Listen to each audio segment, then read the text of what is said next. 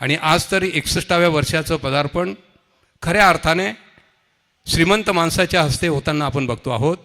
आणि त्यामुळे ही व्याख्यानमाला कधीच मला वाटतं अनेक वर्ष उलटली तरी ती म्हातारी होणार नाही. तिची श्रीमंती आणि तिचं तारुण्य हे सदैव चिरकाल टिकत राहील, यामध्ये कोणतीही शंका घेण्याचं कारण नाही. आपणंही मी या ठिकाणी स्वागत करतो आणि व्याख्यानमालेच्या प्रास्ताविकासाठी आमंत्रित करतो. नगर परिषदेचे मुख्याधिकारी आदरणीय मंगेश देवरे सरांना विनंती करतो की आपण प्रास्ताविक मांडावं.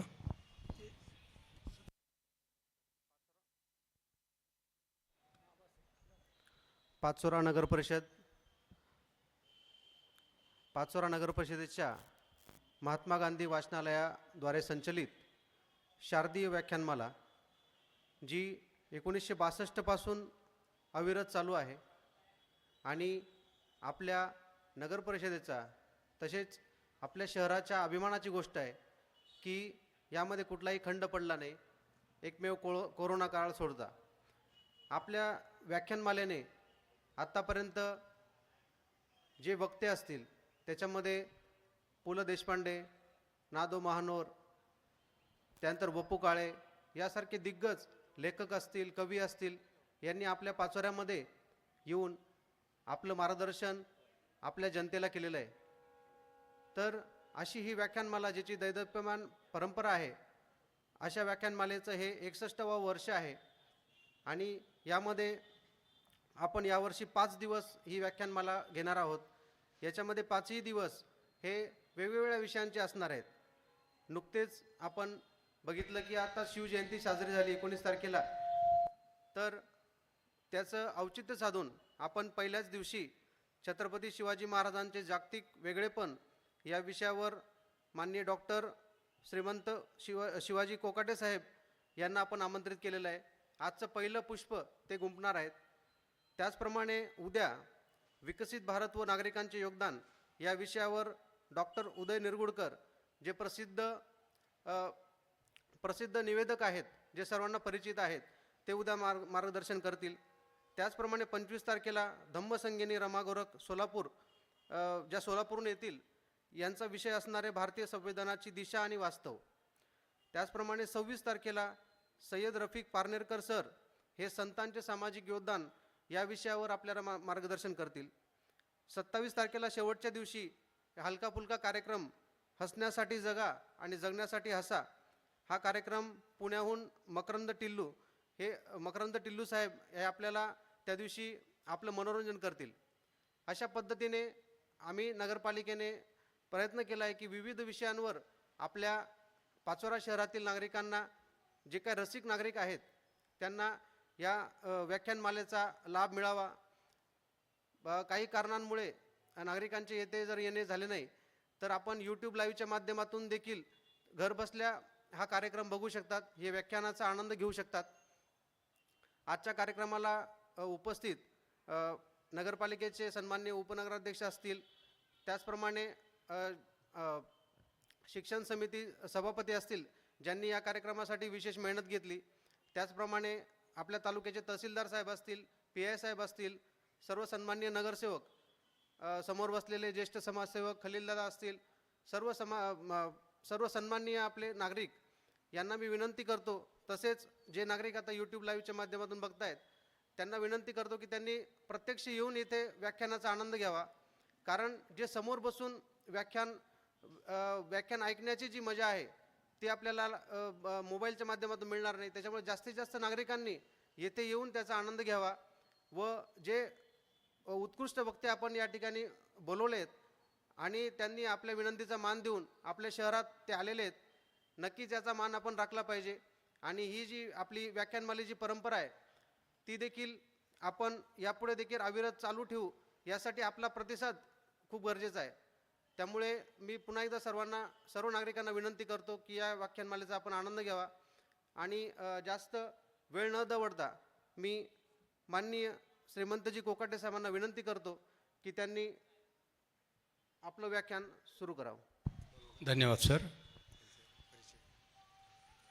आदरणीय डॉक्टर श्रीमंतजी कोकाटे यांचा अल्पसा परिचय मी आपल्यापुढे मांडतो. कारण सूर्याबद्दल आणि समुद्राबद्दल कितीही बोललं तरी ते शब्द पूर्णत्वात जात नाहीत.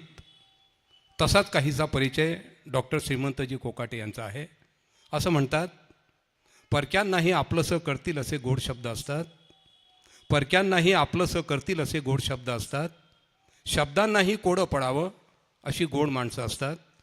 किती भाग्य असतं आपलं की अशी गोड बौद्धिक आणि व्यक्तिमत्वाच्या दृष्टिकोनातून श्रीमंत असलेली माणसं ही आपल्यासोबत असतात. असंच सर्वार्थाने श्रीमंत असलेलं व्यक्तिमत्व आज आपल्यामध्ये उपस्थित आहे. डॉक्टर श्रीमंत शिवाजी कोकाटे, त्यांचा अल्पसा परिचय मी आपल्यापुढे मांडतो. डॉक्टरांचं शिक्षण PhD शिवचरित्रामध्ये त्यांनी केलेलं आहे. इतिहास विषयात MA, इतिहासाची सेट परीक्षा उत्तीर्ण, एंडॉलॉजी प्राच्यविद्यामध्ये MA, शिक्षणशास्त्रामध्ये MA त्यांनी केलेलं आहे. पुरातत्वशास्त्र आर्किओलॉजी यामध्ये ते पोस्ट ग्रॅज्युएट आहेत. मानवशास्त्र ॲर्थोपॉलॉजी यामध्ये त्यांनी MA केलेलं आहे. 5 विषयामध्ये म्हणजे योगा, शिक्षण, भारतीय संस्कृती, जर्नलिझम, आर्किओलॉजी इन बुद्धिझम यामध्ये त्यांनी डिप्लोमा घेतलेला आहे. विविध विषयांवर देशविदेशात सुमारे 4000 व्याख्यानं आदरणीय कोकाटे सरांनी केलेली आहेत. शिवजयंतीसाठी गोवा, दिल्ली, बिदर, विजापूर, बेळगाव, वेल्लोर, पाटणा, कर्नाल, दुबई या ठिकाणी त्यांनी प्रभावी अशी भाषणं केलेली आहेत. अनेक TV चॅनलवर त्यांची चर्चा आणि त्यांच्या मुलाखती आम्ही नेहमीच बघतो. पाठ्यपुस्तकातील इतिहासाच्या पुनर्लेखनासाठी ते पाठपुरावा करतायत. अनेक विद्यापीठांमधून विविध विषयांवर त्यांची व्याख्यानं सतत सुरू असतात. अनेक पुरस्कारांनी ते सन्मानित झालेले आहेत. सामाजिक, सांस्कृतिक, शैक्षणिक लढ्यात त्यांचा हिरिरीने सहभाग असतो. अनेक साहित्य संमेलनाचं अध्यक्षपद त्यांनी भूषवलेलं आहे. प्रमुख वक्ता म्हणूनही त्यांनी साहित्य संमेलनं गाजवलेली आहेत. सलग 117 दिवस जिजाऊ यात्रेमध्ये त्यांनी महाराष्ट्रामध्ये व्याख्यानं दिलेली आहेत. असं हे व्यक्तिमत्व आपल्यामध्ये उपस्थित आहेत. डॉक्टर श्रीमंत शिवाजी कोकाटे, मी साहेबांना विनंती करतो आपण आमचे विचार आमच्यासमोर मांडावेत. आदरणीय श्रीमंतजी कोकाटे. एक अनिल भाऊ सावंत आणि त्यांचे सहकारी साहेबांचा सत्कार करू इच्छितात. मी त्यांना लगेचच मंचावर आमंत्रित करतो. चला अनिल भाऊ या लवकर.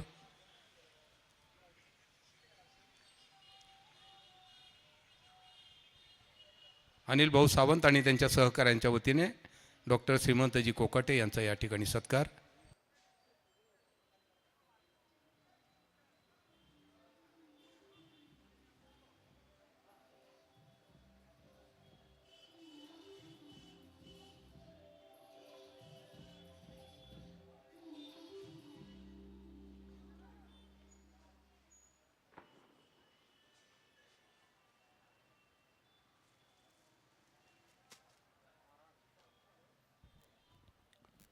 विखुरलेल्या देशबांधवांनी एकतेच्या सूत्रामध्ये गुंफून स्वातंत्र्याचं जनांदोलन करणारा राजमाता जिजाऊ, प्रतिपचंद्र लेखे वरदुष्णू विश्ववंदिता शहा सुनो शिवशिष्या मुद्रा भद्रा राजते, राजमुद्रा भगवा झेंडा आणि युद्धकलेचे शिक्षण देऊन स्वराज्याची संकल्पना करणारे स्वराज्य संकल्पक शहाजी महाराज, जगाच्या इतिहासामध्ये ज्यांच्या पराक्रमाला कार्यकर्तृत्वाला तोड नाही आणि ज्यांचा जय जयकार मोठ्या भक्तिभावाने आनंद आणि उत्साहाने आपण करतो असे जागतिक राजे छत्रपती शिवाजी महाराज, ज्यांच्या त्यागाला समर्पणाला तोड नाही, मरण पत्करलं पण शरण गेले नाहीत असे छत्रपती संभाजीराजे, ज्याने आपल्या देशामध्ये सार्वजनिक मोफत शिक्षणाचा पाया घातला आणि आपल्या अविद्येचं कारण, आपल्या गुलामगिरीचं कारण अविद्येमध्ये शोधलं, ते महात्मा ज्योतिराव फुले, सावित्रीबाई फुले.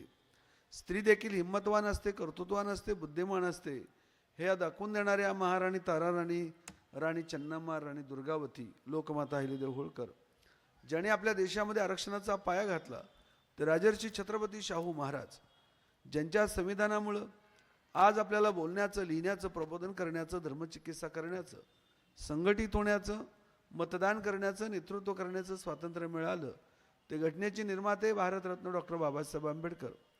समाजामध्ये समता निर्माण व्हावी, समाज हा वैज्ञानिकदृष्ट्या परिपक्व व्हावा, समाजामधील अंधश्रद्धा दूर व्हाव्यात, स्त्रियांना सुद्धा पुरुषाप्रमाणेच हक्काधिकार मिळाले पाहिजेत, गावाच्या स्वच्छतेबरोबरच आपल्या मनाची देखील स्वच्छता व्हावी, यासाठी संपूर्ण आयुष्य समर्पित करणारे संत गाडगेबाबा यांच्या जयंती.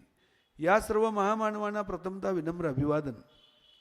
सन्मान्य विचारमंच या कार्यक्रमाचे आयोजक आपली पाचोरा नगरपालिकेचे नगराध्यक्ष, त्यांचे सगळे नगरसेवक आणि विशेषतः आपल्या या नगरपालिकेचे मुख्याधिकारी माननीय मंगेशजी देवरे साहेब, त्याचबरोबर आपले सभापती माननीय प्रवीणजी ब्राह्मणे साहेब, उपाध्यक्ष माननीय किशोरजी बारवकर साहेब. या कार्यक्रमाचे आयोजक आपल्या या महात्मा गांधी वाचनालयाचे सगळे पदाधिकारी माननीय दुर्गेशजी सोनावणे, माननीय दगडू शिवाजी मराठे, माननीय साईदास जाधव, माननीय श्याम ढवळे साहेब, माननीय गजानन पाटील, त्यांचे सगळे सहकारी. आणि या कार्यक्रमासाठी वेळात वेळ काढून आपल्या पाचोरा शहरातील, पंचक्रोशीतील, जिल्ह्यातील आणि तालुक्यातील सामाजिक क्षेत्रातील, सांस्कृतिक क्षेत्रातील, राजकीय क्षेत्रातील अनेक मान्यवर मंडळी उपस्थित आहेत. माननीय आनंदजी नवघरे सर आहेत, खलीलजी आहेत, राजेंद्र पाटील आहेत. आणि त्याचबरोबर मला सगळ्यात जास्त काय आवडलं तर आपल्या कार्यक्रमाचे जे सूत्रसंचालक आहेत ना, त्यांचं सूत्रसंचालन खूप आवडलं. अत्यंत प्रभावी भाषेमध्ये, प्रासादिक भाषा, प्रभावी भाषा, त्यांचं जे भाषेवरती प्रभुत्व आहे, मला तर वाटतं की त्या व्याख्यानमालेमध्ये त्यांचंसुद्धा एक व्याख्यान ठेवायला पाहिजे. इतकं प्रभावी वक्तृत्व त्यांचं आहे. पण परगावचा वक्ता लोकांना का आवडतो तर नक्की परत जाणार असतो म्हणून तो लोकांना आवडतो. गावातील माणसं खूप मोठी असतात, पण गावकरी म्हणतात दूरचा माणूस खूप मोठा असतो. आपल्या लोकांची मानसिकता आहे. पण ते खूप चांगले सूत्र. म्हणजे मी पुण्यात राहतो आणि आपल्याला काय वाटतं, विद्वान लोक पुणे, मुंबई, दिल्ली, कलकत्ता, चेन्नई, बेंगलोर याच ठिकाणी विद्वान लोक असतात असं नाही. खरी गुणवत्ता ही खेड्यापाड्यामध्ये असतं. चांगलं रोपटं नेहमी मातीत उगवतं, ते कधी फ्लॅटमध्ये उगवत नाही. हे आपण निश्चितपणे समजून घेतलं पाहिजे. या कार्यक्रमाला वेळात वेळ काढून पोलीस अधिकारी माननीय राहुल कुमार पवार साहेब देखील आलेले आहेत.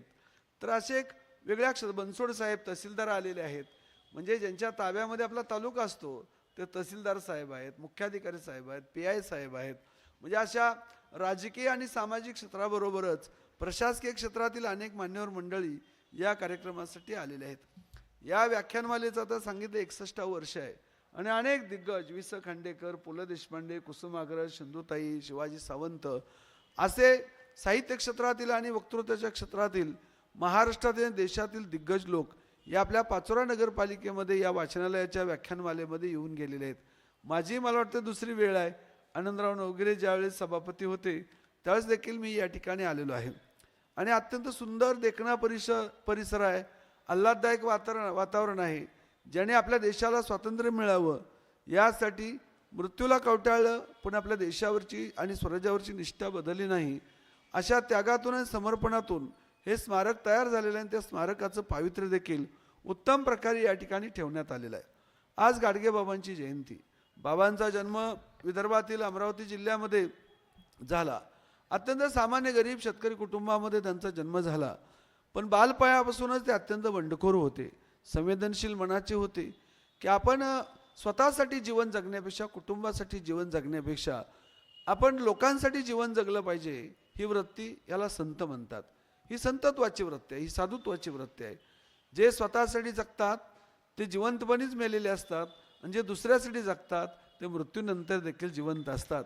गाडगेबाबा त्यापैकी एक आहेत. शिवाजी महाराज, महात्मा फुले, शाहू महाराज, बाबासाहेब हे सगळे आपले महापुरुष जे आहेत हे कोणी स्वतःसाठी जगले नाहीत. म्हणून त्यांचा आपण जय जयकार करतो. गाडगेबाबांचं बालपण हे अत्यंत संघर्षमय आहे, पण ते कीर्तन परंपरेचं त्यांनी वृद्धंगित केली. आपल्या देशातील कीर्तन परंपरा ही खूप प्राचीन परंपरा आहे. संत नामदेवाने कीर्तन परंपरेचा पाया घातला असं म्हटलं जातं. आणि पुढं मग संत ज्ञानेश्वर, संत बहिणाबाई सिऊरकर, त्याचबरोबर महाराष्ट्रातील संत सावतामाळी, संत तुकाराम महाराज, संत गोरोबा काका अशा सर्व संतांनी ही आपली जी कीर्तन परंपरा आहे ती वृद्धिंगत केली. कीर्तन परंपरेला खूप मोठा इतिहास आहे, 1000 वर्षाचा सुमारे इतिहास आहे. आणि या माध्यमातून लोकप्रबोधन आणि समाज प्रबोधन या आपल्या संतांनी केलं.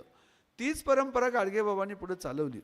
कीर्तन परंपरा वृद्धिंगत करण्यामध्ये आणि त्याला शिखराला घेऊन जाण्यामध्ये गाडगेबाबांचा मोठा वाटा आहे. जिंगराज जानोरकर त्यांचं नाव आणि जन्मभूमी जरी त्यांची विदर्भातली असली, अमरावती जिल्ह्यातील असली, तर कर्मभूमी मात्र संपूर्ण महाराष्ट्राच्या बाहेर देखील बाबा गेले. कोकणामध्ये गेले, पश्चिम महाराष्ट्र, मुंबई असा एकही जिल्हा नाही की त्या ठिकाणी गाडगेबाबांची शाखा नाही. मी तर अनेक शाखांमध्ये गेलो त्यांच्या. गेल्या महिन्यामध्ये सांगली जिल्ह्यामध्ये सोहोली नावाचं गाव आहे. त्या गावातील अनेक पोलीस अधिकारी आहेत, परदेशात आहेत, देशातल्या वेगळ्या क्षेत्रामध्ये आहेत. त्या गावामध्ये गेल्यानंतर माझ्या लक्षात आलं हे गाव दुष्काळी भागातलं आहे, पण त्या गावामध्ये इतकी शैक्षणिक क्रांती का झाली, तर बाबांचा मठ आहे, गाडगेबाबांचा मठ त्या सोहोली गावात आहे. आणि त्या गावचे लोक सांगत होते की आमचे पूर्वज बाबांच्या अन्वयी होते, बाबा मधून अधून या ठिकाणी यायचे आणि गावकऱ्यांना शिक्षणाचं महत्त्व सांगायचे, अंधश्रद्धेपासून दूर व्हा असे सांगायचे. आणि म्हणून ते गाडगेबाबांना अत्यंत श्रद्धेनं, जसं आपण आपल्या पूज्य दैवताला पुजतो तशा पद्धतीनं गाडगेबाबाचं स्मरण नित्य नेमानं त्या मठाच्या माध्यमातून केलं जातं. मी अनेक ठिकाणी गेलो. कुसूर नावाचं गाव आहे, कराडपासून सुमारे 10 ते 15 किलोमीटरवरती. तिथले मुकादम कदम होते. मुकादम कदम का म्हणतात त्यांना? त्यांचं नाव जसं शिवाजी गणेशन, त्यांचं मूळ नाव लोकांना माहिती नाही, पण अण्णा जे याचे आपल्या तामिळनाडूचे मुख्यमंत्री होते अण्णा दुराई, त्यांनी शिवाजी कांडम हिंदू रांजम नावाचं नाटक लिहिलं आणि त्या नाटकामध्ये शिवाजी गणेशन यांनी भूमिका केली आणि त्यांचं नावच शिवाजी झाला, तर त्यांचं मूळ नाव लोकांना माहिती नाही. तसं मुकादम कदम हे खेड्यातले एक शेतकरी कुटुंबातून गरीब परिस्थितीतून आलेले आणि मुंबईमध्ये ते माथाडी कामगाराचे ते प्रमुख होते. मुकादम कदम. प्रचंड पैसा मिळायचा, दारू वगैरे वगैरे त्यामध्ये अखंड बुडालेले ते मुकादम कदम. पण एके दिवशी बाबाचं कीर्तन त्याने ऐकलं, गाडगेबाबांचं, आणि बाबांच्या कीर्तनाने ते मुकादम कदम इतके प्रभावित झाले, दारू सोडली आणि बाबांचं कीर्तन गावामध्ये ठेवलं, कुसूरमध्ये गाडगेबाबांचं कीर्तन. आणि पंचक्रोशीला त्यांनी जेवण दिलं. गाडगेबाबा आले, बाबाचं कीर्तन झालं, बाबांनी कीर्तन केलं आणि कीर्तनामध्ये सांगितलं, इतका अवडंबर माजवण्यापेक्षा आणि या सगळ्या अनावश्यक बाबीसाठी खर्च करण्यापेक्षा त्यामध्ये तुम्ही शाळा काढा. भाऊराव पाटील देखील त्या कार्यक्रमाला आलेले होते. अण्णांची आणि गाडगेबाबांची पहिली भेट कुसूर या ठिकाणी झाली आणि कुसूर या ठिकाणी भेट झाली. भेटीचं रूपांतर कशामध्ये झालं, तर मुकादम कदम यांनी त्या ठिकाणी शाळा काढली. मुकादम कदम गाडगेबाबाचे इतके निस्सीम भक्त होते की पुढं कराडमध्ये एक प्रसिद्ध कॉलेज आहे रयत शिक्षण संस्थेचं, SGM. आपल्यापैकी कोणाला माहिती आहे SGM? जसं तुमच्या जळगावमध्ये काही प्रसिद्ध कॉलेज आहेत, तसं त्या ठिकाणी एक SGM नावाचं कॉलेज आहे. SGM म्हणजे काय? आता SGM म्हणजे सद्गुरू गाडगेबाबा महाविद्यालय. SGMचा लॉंग फॉर्म काय? सद्गुरू गाडगेबाबा महाविद्यालय. हे प्रसिद्ध कॉलेज आहे कराडमधलं. तर ते कराडमधलं कॉलेज मुकादम कदम यांनी बांधलं आणि सुरू केली शाखा रयत शिक्षण संस्थेची. तर त्या कॉलेजला नाव का दिलं गाडगेबाबांचं? तर बाबांनी शिक्षणाचा प्रचार जसा विदर्भामध्ये केला, मराठवाड्यामध्ये केला, खानदेशामध्ये केला, तसा पश्चिम महाराष्ट्र आणि कोकणामध्ये देखील त्यांनी शिक्षणाचा प्रचार केला. गाडगेबाबांचं कीर्तन ऐकून तिथं अनेक लोक तयार झाले, त्यापैकी मुकादम कदम. आणि पुढं भाऊराव पाटील यांनी त्यांना रयत शिक्षण संस्थेचं अध्यक्ष केलं, ज्या संस्थेचे अध्यक्ष आता माननीय शरद पवार आहेत. त्याचे ते मुकादम कदम. आणि मुकादम कदम हे गाडगेबाबांचे अनुयायी. अशा अनेक लोकांच्या जीवनामध्ये परिवर्तन घडवण्याचं काम गाडगेबाबांनी संपूर्ण आयुष्यामध्ये केलं. त्यांचं नाव त्या कॉलेजला दिलं. पण बाबा एका दिवशी सकाळ सकाळ त्या महाविद्यालयाच्या प्रांगणामध्ये गेले आणि संपूर्ण पटांगण झाडून काढलं. बघा, माझं नाव अण्णांनी त्या कॉलेजला दिलं, माझं तर काही योगदान नाही, म्हणून मी त्या ठिकाणी गेलं पाहिजे आणि काहीतरी कॉलेजची सेवा केली पाहिजे. तर त्या कॉलेजचं पटांगण संपूर्ण झाडून काढलं. गाडगेबाबा हे केवळ स्वच्छता अभियानाचे प्रतीक नव्हेत, ते स्वच्छता अभियानाचे प्रतीक तर आहेतच, पण त्या पलीकडे मनाची जी मशागत केली, अंधश्रद्धेवरती जे कडाडून हल्ला केला, ते अत्यंत महत्त्वाचं आहे. की अंधश्रद्धेतून बाहेर पडा, विज्ञानवादी व्हा, कर्मकांडावरती पैसा खर्च करू नका.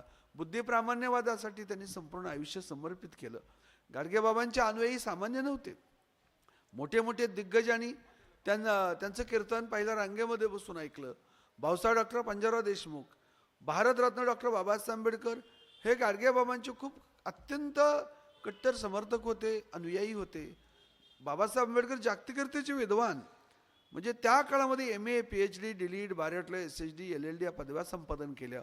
हुवियर Shudras, riddles thoughts of Pakistan, problem of पृथ्वी, annihilation of caste, constitution of India, Buddha and his Dhamma what Congress and Gandhi have done untouchable. Caste in India, small holding India. आपल्या देशाचं संविधान लिहिलं, बॅरिस्टर होते, कायदा मंत्री होते, मजूर मंत्री होते, अनेक क्षेत्रामध्ये त्यांनी काम केलं. बाबासाहेबांनी पीपल्स एज्युकेशन सोसायटीची स्थापना करून मिलिंद महाविद्यालय, सिद्धार्थ महाविद्यालय सुरू केलं. त्याचबरोबर त्यांनी ते संपादक होते, पत्रकारिता केली. मूकनायक, बहिष्कृत भारत, जनता, प्रबुद्ध भारत अशी नियतकालिका त्यांनी चालवली. बाबासाहेबांची योग्यता जागतिक कीर्तीची आहे. ते केवळ एका महाराष्ट्रापुरते, राज्यापुरते, देशापुरते मर्यादित नाही, आंतरराष्ट्रीय कीर्तीचं काम आहे. ज्या कोलंबिया विद्यापीठातून त्यांनी MA आणि PhD केली, त्या विद्यापीठाने त्यांचा पुतळा उभारला. लंडनमध्ये, जपानमध्ये त्यांचा पुतळा आहे. अशा जागतिक कीर्तीच्या विद्वानांनी बाबांच्या कीर्तनामध्ये यावं आणि खाली बसून त्यांचं कीर्तन ऐकावं. यात बाबांची योग्यता ही आंतरराष्ट्रीय कीर्तीची ठरते. गाडगे बाबांची सुद्धा योग्यता आंतरराष्ट्रीय कीर्तीची ठरते. कर्म भाऊराव पाटलांच्या रयत शिक्षण संस्थेला त्यांनी मदत केली. काय मदत केली तर एक अशी घटना घडली महाराष्ट्रामध्ये गांधी वधानंतर. मी काय त्या खोलामध्ये जाणार नाही, पण रयत शिक्षण संस्थेचं अनुदान बंद केलं.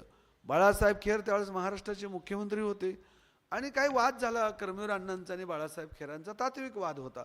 त्यांनी रयत शिक्षण संस्थेचं अनुदानच बंद करून टाकलं.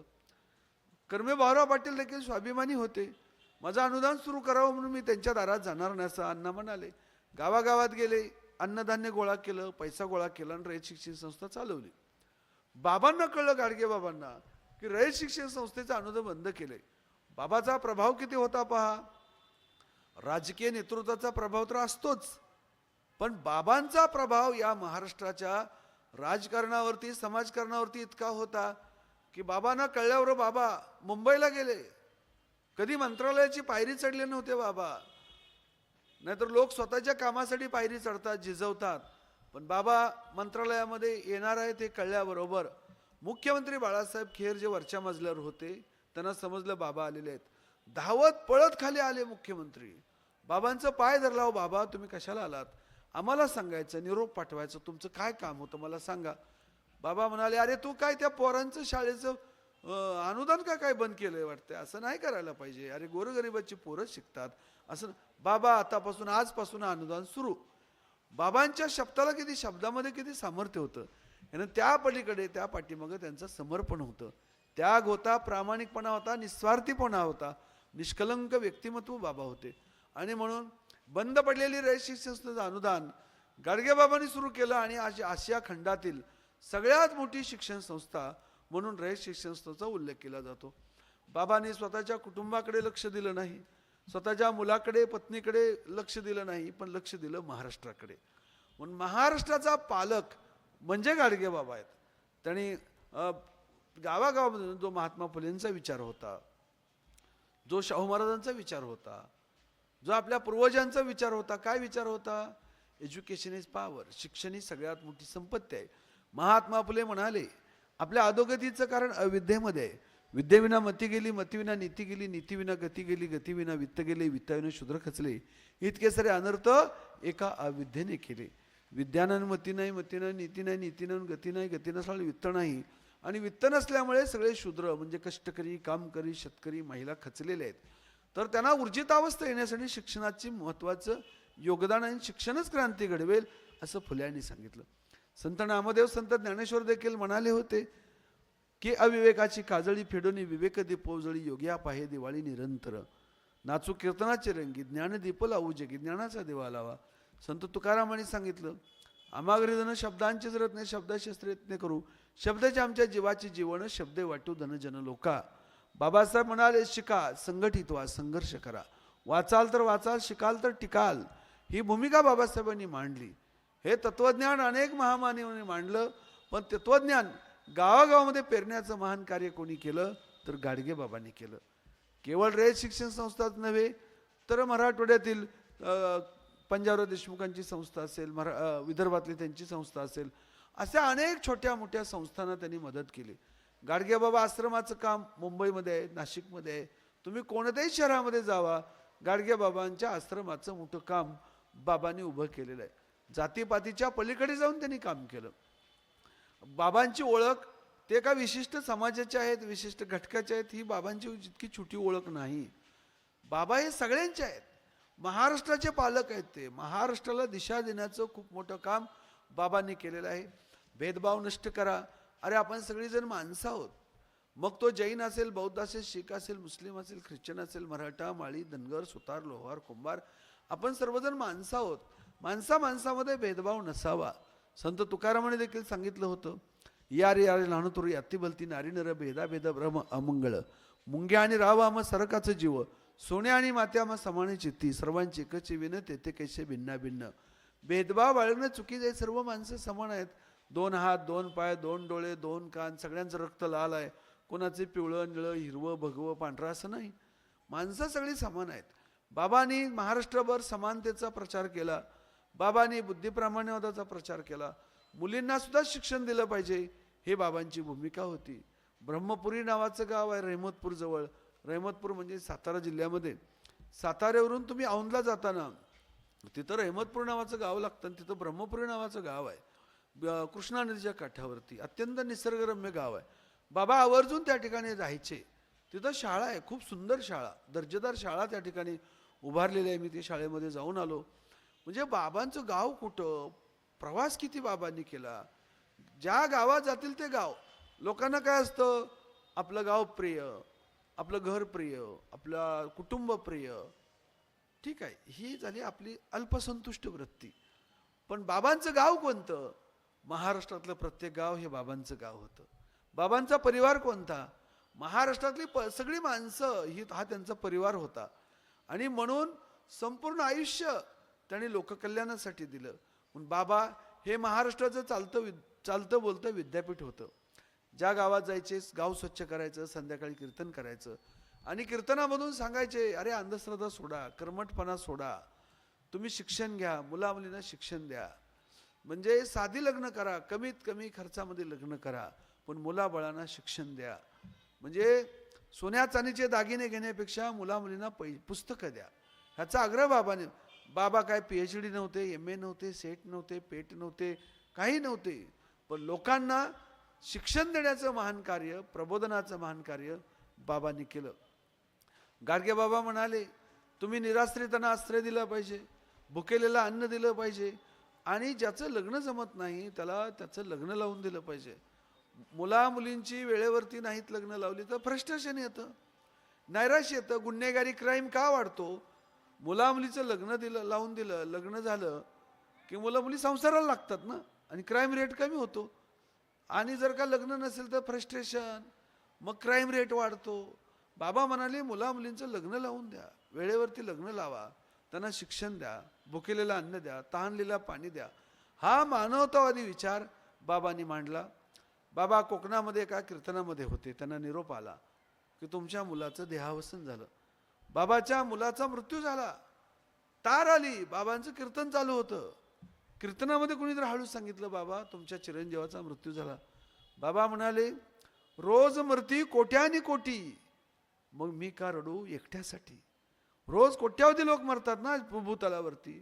माझा मुलगा मृत्युमुखी पडला याचं मला दुःख आहे, पण मी एकट्यासाठी का रडू? म्हणजे या महाराष्ट्रातील, देशातील, जगातील प्रत्येक मुलाला तो माझ्या मुलासमान आहे असं मानणारं मन हे संताचं मन आहे. इतक्या मोठ्या मनाचे बाबा होते. बाबाचे कीर्तन मुंबईमध्ये झालं. प्रबोधनकार ठाकरे यांनी गाडगे बाबांचं चरित्र लिहिले. खूप चांगलं चरित्र आहे, आवर्जून वाचा. प्रबोधनकार ठाकरे अनेक पुस्तकं लिहिली त्यांनी. कोदंडाचा, टणतकर, ग्रामण्याचा, साधंती इतिहास, रंगो बापूजी तथा सातारच्या राज्यक्रांतीचा इतिहास, दगलबाज शिवाजी, बगलबाज अर्जुन, खरा ब्राह्मण, अशी पुस्तकं आहे ती प्रबोधनकार ठाकरेंची. तसंच गाडगे बाबांचं चरित्र देखील प्रबोधनकार ठाकरे यांनी लिहिलेलं आहे. त्या चरित्रामध्ये देखील त्यांनी सांगितलंय की बाबा कसे रॅशनल होते. गाडगे बाबा अत्यंत रॅशनल होते. रॅशनल म्हणजे he was not radical, he was rational. Rational म्हणजे बुद्धिप्रामाण्यवादी, विज्ञानवादी.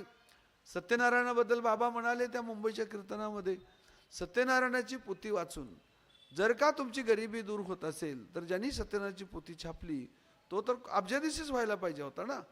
असे एक रॅशनल विचार गाडगे बाबांनी त्या काळामध्ये मांडले. तर असे गाडगे बाबा हे आपल्या महाराष्ट्राचं विद्यापीठ आहे, प्रेरणापीठ आहे, ज्ञानपीठ आहे.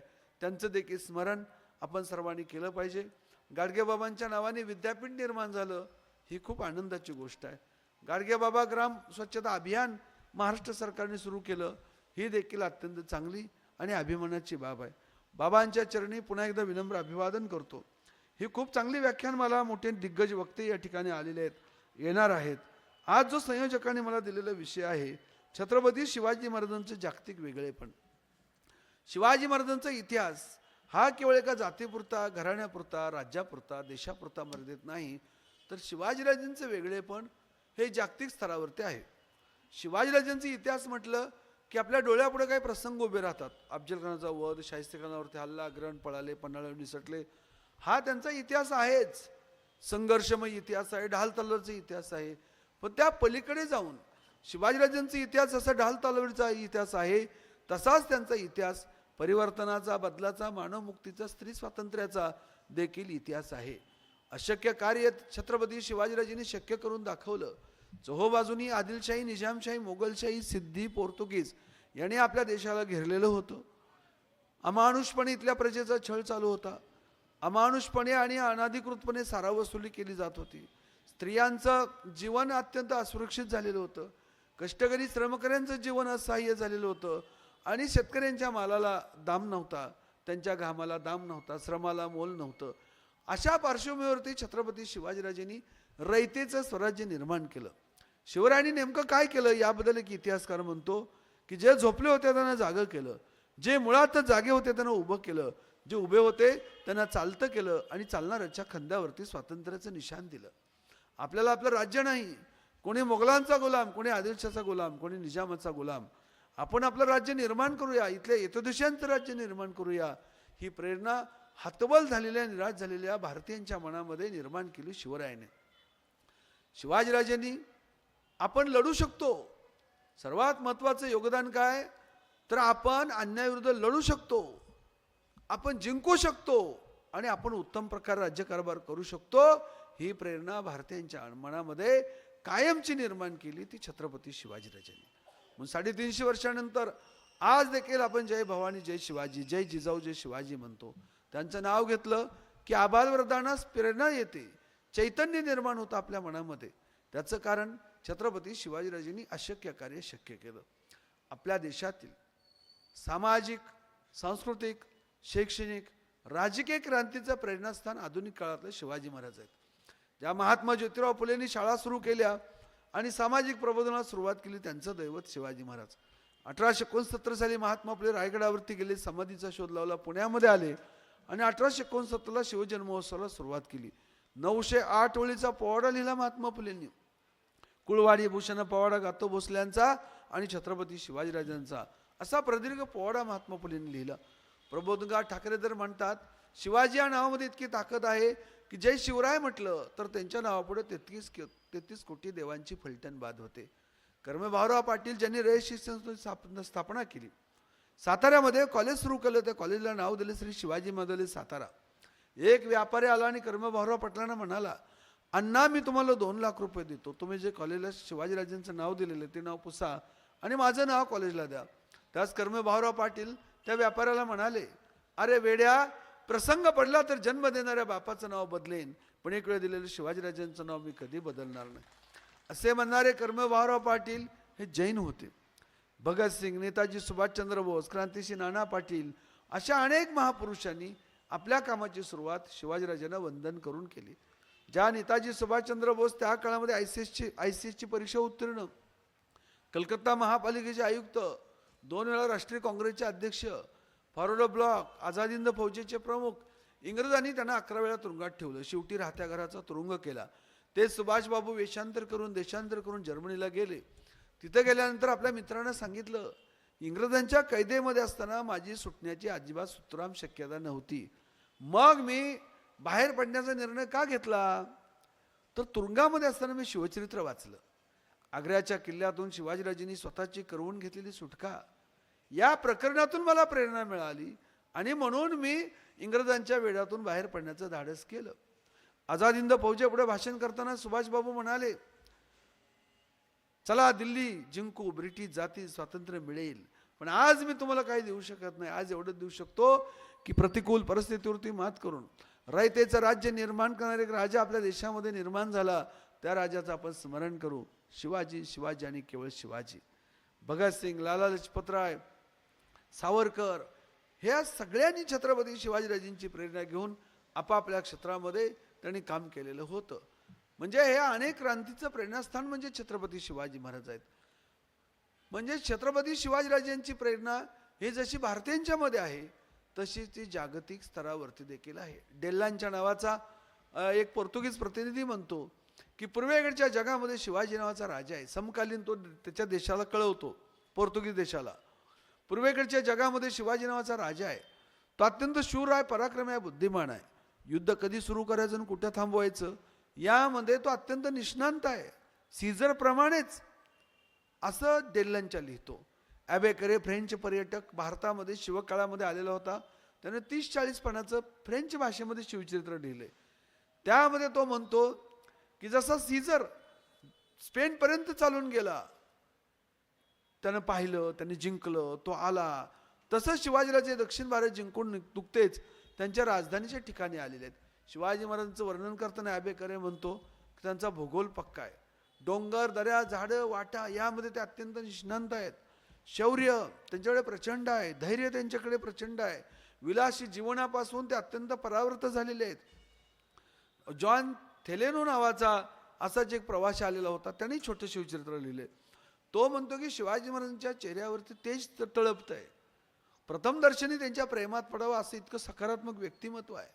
गव्हाळ वर्णाचे आहेत, उंचीनं कमी असले तरी अत्यंत तरबेज आणि अत्यंत काटक आहेत. आणि पुढं तो लिहितो शिवाजी महाराज साधारणतः दिवसातून एकदा जेवण करतात, त्यांची प्रकृती उत्तम आहे.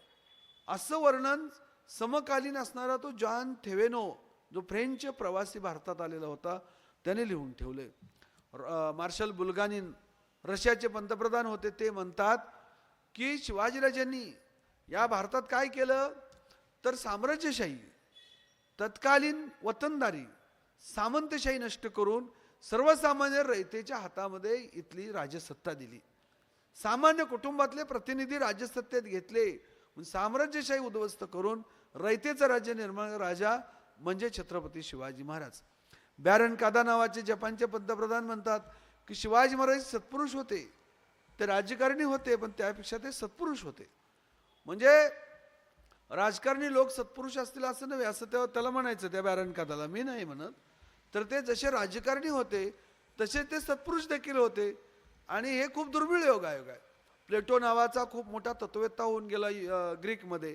प्लेटो म्हणतो की राज्यकर्ता हा तत्ववेत्ता असला पाहिजे, पण तत्ववेत्ता राज्यकर्ता होऊ शकत नाही, राज्यकर्ता तत्ववेत्ता होऊ शकत नाही. पण शिवाजी महाराज जसे राज्यकर्ते होते तसे ते तत्ववेत्ते देखील होते. त्यांची काही तत्व आहेत, त्यांची काही प्रिन्सिपल आहेत. शेतकऱ्यांच्या भाजीच्या देठाला हात लावू नका, शत्रूच्या स्त्रियांचा देखील आदर आणि सन्मान करा, ही त्यांची फिलॉसॉफी आहे. म्हणून प्लेटोच्या स्वप्नातले आदर्श राज्यकर्ता म्हणजे छत्रपती शिवाजी महाराज आहेत. एक ब्रिटिश इतिहासकार म्हणतो की शिवाजीराजांचा राजा आमच्या देशात जन्माला आला असता तर परदेशावरच काय आम्ही परग्रहावर सुद्धा राज्य केलं असतं, असं एक ब्रिटिश इतिहासकार म्हणतो. या सगळ्या घटनांमधून, या स्टेटमेंटवरून, या सगळ्या अभिप्रायावरून लक्षात येतं की शिवाजीराजांचं वेगळेपण हे आंतरराष्ट्रीय कीर्तीचं आहे. शिवाजीराजांच्या काळामध्ये युरोपमध्ये नुकतीच वैज्ञानिक क्रांती झाली होती. वैज्ञानिक क्रांती झाल्यामुळे तिथं औद्योगिक क्रांती झाली. औद्योगिक क्रांती झाल्यामुळं साम्राज्य विस्तार सुरू झाला आणि मग डच, फ्रेंच, इंग्रज, पोर्तुगीज हे जगभरामध्ये गेले. त्यापैकी पोर्तुगीज आले, डच आले, फ्रेंच आले, ब्रिटिश भारतामध्ये आले आणि स्वाभाविकपणे त्यांचा आणि शिवाजीराजांचा संपर्क आला. कारण कारवार या ठिकाणी वसाहत होती इंग्रजांची, राजापूर या ठिकाणी वसाहत होती, आपल्या इथं धरणगावला वसाहत होती, त्याचबरोबर सुरतला होती, मुंबईला होती, डचांची देखील वेंगुर्ल्याला होती, पोर्तुगीज गोव्याला होते, फ्रेंच होते खाली याला पॉंडेचेरीला किंवा इकडेही आपल्या सुरतेला. तर त्यांचा पत्रव्यवहार व्हायचा, एकमेकाला काय काय घडामोडी घडल्या ते सगळे सांगायचे.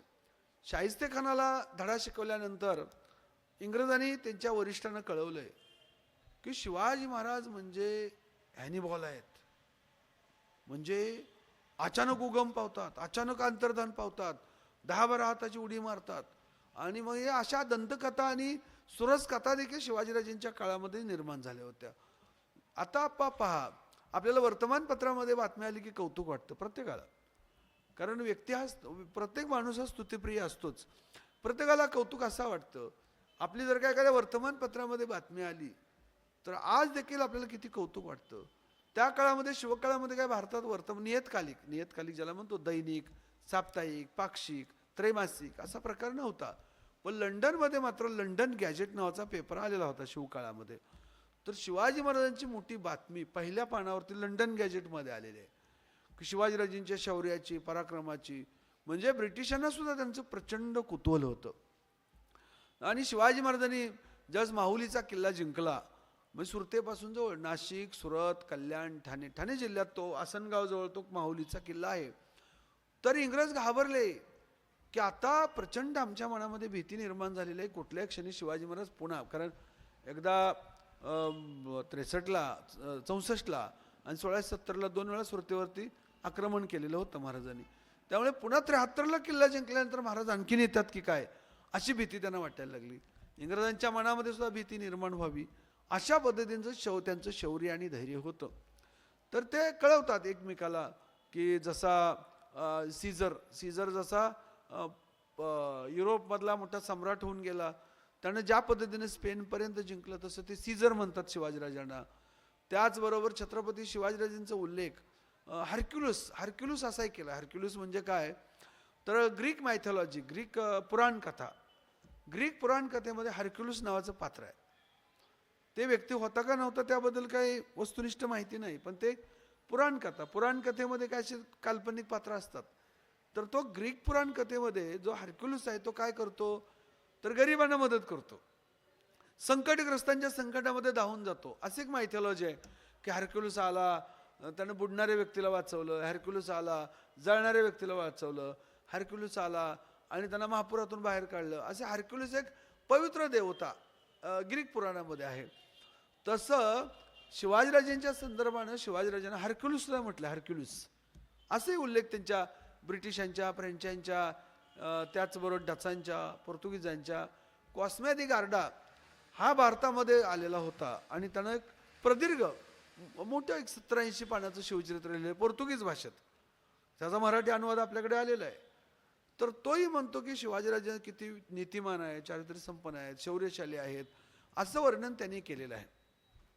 म्हणजे शिवकाळामध्येच त्यांच्या काळातच जागतिक कीर्तीचं जे काही सत्ताधीश होते, म्हणजे त्या जगातल्या सगळ्यात मोठ्या सत्ता कोणाच्या होत्या तर मोगलांची.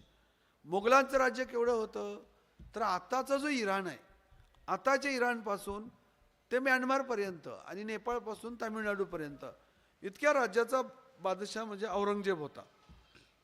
म्हणजे अफगाणिस्तान तर अलीकडे, पाकिस्तान तर 47ला पार्टिशन झालं. अफगाणिस्तान तर सम्राट अशोकाच्या काळामध्ये ते स्टेट होतं, गांधार स्टेट म्हणतात. म्हणजे सम्राट अशोक प्रिन्स असताना, राजपुत्र असताना त्या गांधार स्टेटचे म्हणजे अफगाणिस्तानचे गव्हर्नर होते, नंतर राजे झाले. ते म्हणजे राज्यपाल होते सम्राट अशोक आणि नंतर राजा झाले. आणि सम्राट अशोकाचे अनेक शिलालेख सापडलेले आहेत, त्यापैकी मानसेहारा आणि एक शहर आहे अफगाणिस्तानमध्ये, त्या 2 शहरामध्ये त्यांचे शिलालेख सापडलेले आहेत. म्हणजे ब्राह्मी लिपी जी त्या काळातली होती त्याचे ते शिलालेख आहेत. म्हणजे अशोकाचं राज्य आताच्या अफगाणिस्तानच्या सीमावर्ती भागापर्यंत होतं आणि एवढा सगळा भाग ग्रेटर इंडिया ज्याला म्हणतो आपण, बृहत्तर भारत, त्यावरती औरंगजेबाचं राज्य होतं. आणि औरंगजेबाचा वार्षिक महसूल किती होता 50 कोटी. शिवाजीराजेंचा वार्षिक महसूल किती होता जेमतेम 1 कोटी. औरंगजेबाचं पायदळ आणि घोडेस्वार मिळून सैन्य किती होतं सुमारे 7 ते 8 लाख. शिवाजीराजेंचं सगळं मिळून सैन्य किती होतं 1 लाख. म्हणजे तुलना करा, औरंगजेबाचं एवढं मोठं अवाढव्य राज्य, शिवाजी महाराजांचं त्या तुलनेत छोटं राज्य. पण तो औरंगजेब 27 वर्ष महाराष्ट्रामध्ये थांबला का? यांना ठेचल्याशिवाय आपण या देशावरती एक क्षत्रिय राज्य करू शकत नाही हे त्याला माहिती होतं. पण इथले जनता निर्भीडपणे मावळे लढत होते शेवटपर्यंत. अशी प्रेरणा छत्रपती शिवाजीराजेंनी इथल्या भूमिपुत्रामध्ये निर्माण केलेली होती. मोगल एक त्या काळातले मोठे सत्ताधीश होते, इंग्रज एक अर्ध्या जगावरती त्यांचं राज्य होतं, डचांचं होतं, फ्रेंचांचं आणि पोर्तुगीजांचं. तर हे सगळ्यात मोठे सत्ताधीश त्या काळातले होते जगातले. आणि या सगळ्यात मोठ्या सत्ताधीशांचा छत्रपती शिवाजीराजेंशी संबंध आला आणि त्या सगळ्यांनी छत्रपती शिवाजीराजेंच्या नैतिकतेचं, कर्तृत्वाचं वर्णन केलेलं आहे.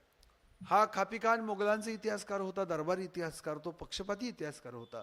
त्यानं मुंतखाबे लुबाब नावाचा फारसी ग्रंथ लिहिला आणि त्या ग्रंथामध्ये तो लिहितो शिवरायांबद्दल काय लिहितो की शिवाजी महाराज स्त्रियांशी कसे वागायचे. भाऊ जसा बहिणीला बोलतो आणि मुलगा जसा आईशी बोलतो तसे शिवाजीराजे शत्रूच्या स्त्रियांशी वागायचे. शिवाजीराजेने आपल्या अधिकाऱ्यांना काय आदेश दिले होते. धर्मग्रंथ, धर्मस्थळ, स्त्रिया आणि लहान मुलं आपल्या विरोधकाची जरी असले तरी त्यांचा आदर आणि सन्मान केला पाहिजे. जैन, बौद्ध, शीख, मुस्लिम, ख्रिश्चन, हिंदू सगळ्यांच्या धर्मग्रंथाचा, धार्मिक स्थळाचा आदर करा. म्हणजे शिवाजी महाराजांचं मोठेपण यात आहे. ते धार्मिक होते पण परधर्मियानं छळलं नाही. औरंगजेब धर्मांध होता, परधर्मियानं छळलं त्यानं. धार्मिक मुद्द्यावरती छत्रपती शिवाजीराजेंनी कुठल्याही अल्पसंख्याक छोट्या मोठ्या घटकाचं शोषण केलं नाही, अन्याय अत्याचार केला नाही. महाराज पुढे काय म्हणतात, आपल्या विरोधकाची स्त्री जरी असली, कोणी असू द्या, आई असेल, बहीण असेल, पत्नी असेल, मुलगी असेल, आपल्या शत्रूची जरी स्त्री असली तर तिचा आदर करा, सन्मान करा, तिला संरक्षण द्या. हे खापिकांना लिहून ठेवलंय. तो रायगडाच्या पायथ्याला पाचाडला गेलता, तिथं लिहिलंय त्यानं. या पाचाडमध्ये हा राजा मधून अधून या ओट्यावरती, दगडी ओट्यावरती बसायचा आणि त्या भागातील स्त्रिया जर का आल्या सावकाराच्या, गरीबाच्या, शत्रूच्या, तर भाऊ जसा बहिणीला बोलतो आणि मुलगा जसा आईशी बोलतो तसे शिवाजीराजे शत्रूच्या स्त्रियांशी देखील वागायचे. समकालीन मराठी पहिलं शिवचरित्र लिहिलं कृष्णाजी अर्जुन केळुसकरांनी, ते आधुनिक झालं. पण शिवाजीराजेंच्या काळातच एक मराठी शिवचरित्र लिहिलं गेलंय, ते लिहिलं कृष्णाजी आनंद सभासद. कृष्णाजी आनंद सभासदाचे जे सभासद बखर ज्याला म्हणतो, त्यामध्ये उल्लेख केला आहे ज्यावेळेस कुतुबशाच्या भेटीला शिवाजी महाराज, आताचा हैदराबाद म्हणजे तत्कालीन गोवळकोंडा, तिथं गेले तर शिवाजी महाराजांनी काय आदेश दिलाय सैनिकांना, परमुलकातील बाई न धरावी. स्वराज्यातील स्त्रियांचा तर आदर कराच, पण परमुलकात जरी गेलात तुम्ही, म्हणजे अगदी आदिलशाच्या, कुतुबशाच्या, मोगलांच्या, त्यांच्या राज्यातील स्त्रियांचा सुद्धा आदर करा, अशा सक्त सूचना छत्रपती शिवाजीराजांनी दिलेल्या आहेत, असं समकालीन साधनामध्ये येतं. म्हणून शत्रूच्या स्त्रियांचा आदर करणारा, सन्मान करणारा, स्त्रियांना स्वातंत्र्य देणारा, संरक्षणकार राजा म्हणजे छत्रपती शिवाजी महाराज. उंबरखिंडीमध्ये कार्तलब खानाबरोबर शिवाजीराजांचं युद्ध झालं आणि त्या युद्धाच्या प्रसंगी रायबागीन ही शिवाजीराजांच्या विरुद्ध मोगलांच्या बाजूने लढत होती. ती शिवरायांच्या सैन्याच्या हाती लागली. महाराजांनी तिला बहीण समजलं, साडीचोळी दिली आणि तिला मुक्कामाच्या ठिकाणी पोहोच केल्याची नोंद आहे. प्रबळगड नावाचा किल्ला आहे पनवेल पासून सुमारे 20 किलोमीटर पूर्वेला. प्रबळगड आपल्यापैकी अनेकांनी पाहिला असेल, पाहिला नसेल आवर्जून पहा. महाराजांनी स्वतः जिंकलेला किल्ला आहे. रायगडाची जेवढी उंचाई, एकावर एक 3 रायगड म्हणजे प्रबळगड, इतका उंच किल्ला आहे तो. कलावंतीनेचा कडा वगैरे त्या किल्ल्यामध्येच आहे, किल्ल्याच्या बाजूला आहे. तर प्रबळगडाचा किल्लेदार होता केसरी सिंह, मोगलांचा किल्लेदार. शिवाजीराजांनी किल्ल्यावरती आक्रमण केलं, किल्ला ताब्यात घेतला. केसरी सिंह धारातीर्थी पडला. महाराजांनी बालेकिल्ल्यामध्ये प्रवेश केला तर केसरी सिंहाची आई, पत्नी आणि मुलं घाबरलेली होती. महाराजांनी आईला वंदन केलं, त्याच्या आपल्या विरोधकाच्या आईला वंदन केलं आणि त्यांना पालखीत बसवून देऊळगाव या ठिकाणी त्यांची जी छावणी होती तिथं सुखरूपपणे पोहोच केल्याची नोंद आहे. शिवाजी महाराज जवळ दक्षिण भारत जिंकून परत येत होते. हुबळीजवळ बेलवाडी नावाचा किल्ला आहे, त्या किल्ल्याच्या किल्लेदार सावित्रीबाई देसाई शिवरायांच्या सैन्याच्या विरुद्ध लढल्या. त्यांचं शौर्य पाहून छत्रपती शिवाजीराजांनी त्यांचं राज्य त्यांना परत दिलं. त्यांना मांडीवरती बसवून त्यांच्या मुलाला, त्यांच्या सावित्रीबाई देसाईच्या बाळाला मांडीवरती बसवून दूध पाजलं. आपल्या विरोधकाच्या स्त्रियांच्या, लहान बाळाचा सुद्धा आदर करणारा, स्त्रियांचा तर आदर केलाच, लहान बाळाला सुद्धा अत्यंत मायेनं वागवलं. तसं शिल्प सावित्रीबाई देसाई यांनी त्या ठिकाणी कोरून ठेवलेलं आहे. आपल्या सगळ्यांना माहिती आहे, हिरकणी रायगडाच्या पायथ्याशी राहणारी, दूध दही तूप लोणी विकणारी, एके दिवशी गडावरती हिरकणीला उशीर झाला, किल्ल्याचे दरवाजे बंद झाले. ती द्वारपालाकडे गेली, विनंती केली, भाऊराया माझं लहान बाळ खाली वाट पाहत्या, कृपा करून मला सोडा. द्वारपाल म्हणाले, ताई आम्ही तुमचं दुःख समजू शकतो, पण साक्षात शिवाजी महाराज जरी आले तर किल्ल्याचे दरवाजे उघडले जाणार नाहीत. सकाळी लवकरात लवकर तुमच्यासाठी किल्ल्याचे दरवाजे उघडतो. हिरकणी परत फिरली, तिचं मातृत्व तिला बसू देत नव्हतं. ती का उंच कड्यावरून खाली उतरली. जिथून पुरुषाला उतरणं शक्य नाही, रक्तबंबाळ झाली, हिरकणी घरी गेली. बाळाला कुशीत घेतलं. दुसऱ्या दिवशी हिरकणी दूध दही तूप लोणी घेऊन गडावरती आली. द्वारपालाच्या लक्षात आलं, हिरकणी रात्री इथून गेली नाही, सकाळी इथून गेली नाही, हिरकणी गेली कशी आणि आली कशी, ही बातमी शिवाजीराजांना समजली. महाराजांनी गुप्तहेर खात्यामार्फत माहिती घेतली, हिरकणी गेली कशी आली कशी तपास करा. हेराणी माहिती आणली. हिरकणी उंच कड्यावरून खाली उतरली, जिथून पुरुषाला उतरणं शक्य नाही तिथून उतरली आणि मुख्य दरवाजातून वरती आली. शिवाजीराजांनी त्या बुरुजाला भेट दिली, उंच बुरुज बांधला. भविष्यकाळामध्ये खालचा शत्रू वरती येऊन वरचा माणूस खाली जाऊ नये प्रतिबंधात्मक उपाय म्हणून बुरुज बांधला. हिरकणीला बोलावणं पाठवलं. हिरकणी घरी आली, गडावरती आली. साडी चोळी देऊन शिवाजीराजांनी हिरकणीचा सन्मान केला आणि महाराज हिरकणीला म्हणाले, ताई, सर्व संकटावरती मात करून बाळाच्या ओढीने घरी जाणारी तुमच्यासारखी निर्भीड आई जोपर्यंत माझ्या स्वराज्यामध्ये आहे तोपर्यंत माझं स्वराज्य कोणाला जिंकता येणार नाही. हे उद्गार शिवाजीराजांनी काढले आणि त्या बुरुजाला कोणाचं नाव दिलं? हिरकणीचं नाव दिलं. काय हिरकणीचं नाव दिलं? काय हिरकणीनं काय 2-3 लाख डोनेशन दिलं तर रायगड बांधायला? नाही. सामान्यातल्या सामान्य गरीब कष्टकरी श्रमकरी महिलेचा आदर सन्मान करणारा राजा, असा राजा मध्ययुगीन काळामध्ये जगाच्या इतिहासात झाला नाही. काही मंडळी शिवाजीराजांची तुलना नेपोलियन सिकंदराशी करतात.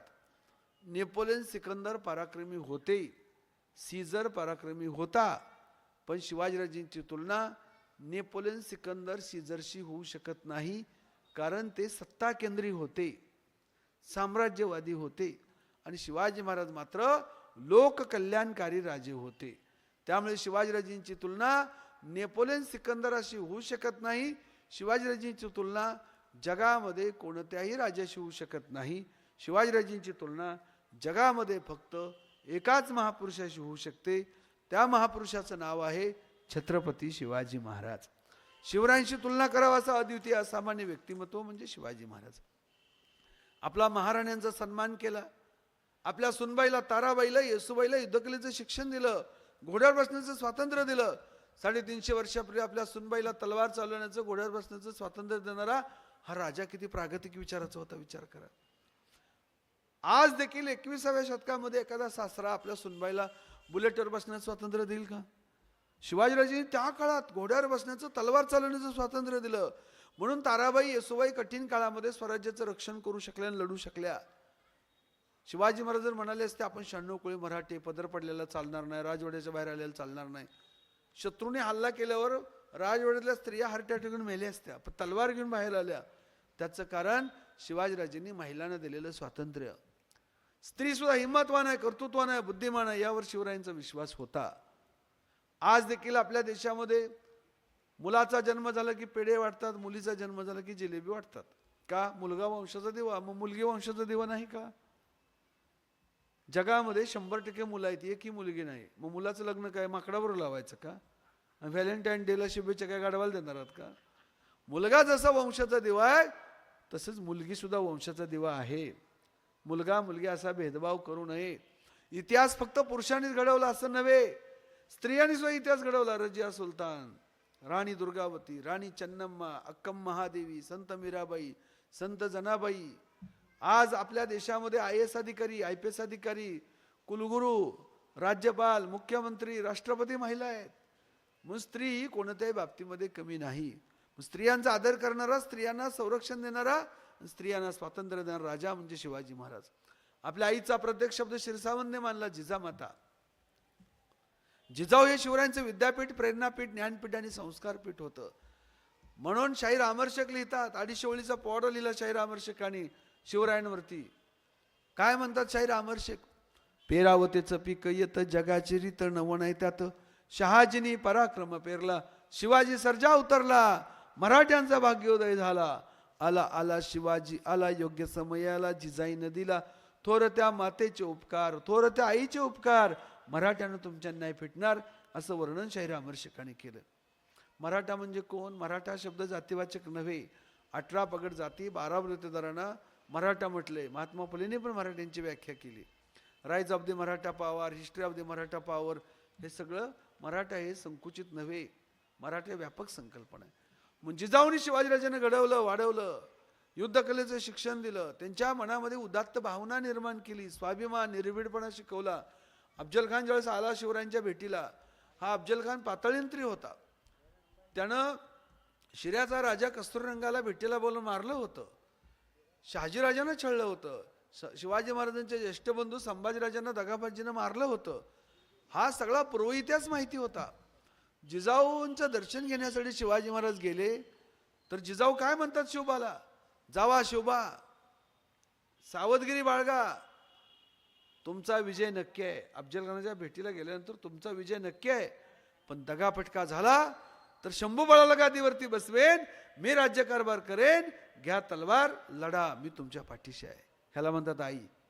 नाहीतर आताच्या आई मुलांना कसं सांगते, कुणाच्या भानगडीत पडू नकोस, जरी कार्यक्रमाला गेलं तर मागं कोपऱ्यात उभं राहा, म्हणजे दगडफेक झाली, लाईट गेली तर मागच्या मागं पळून जायला मोकळा. आताच्या आई मुलांच्या मनामध्ये न्यूनगंड निर्माण करते, इकडे जाऊ नको, तिकडे जाऊ नको, ह्याला हात लावू नको, त्याला हात लावू नको. म्हणजे खेड्यापाड्यातली आई नव्हे, शहरातली आई.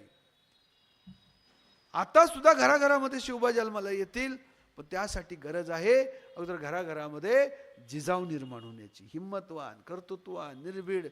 संकटसमयी जिजाऊ लढणाऱ्या होत्या, रडणाऱ्या नव्हत्या. लढणारी माणसं यशस्वी होतात, रडत बसणारी माणसं आयुष्यामध्ये कधी यशस्वी होत नाहीत.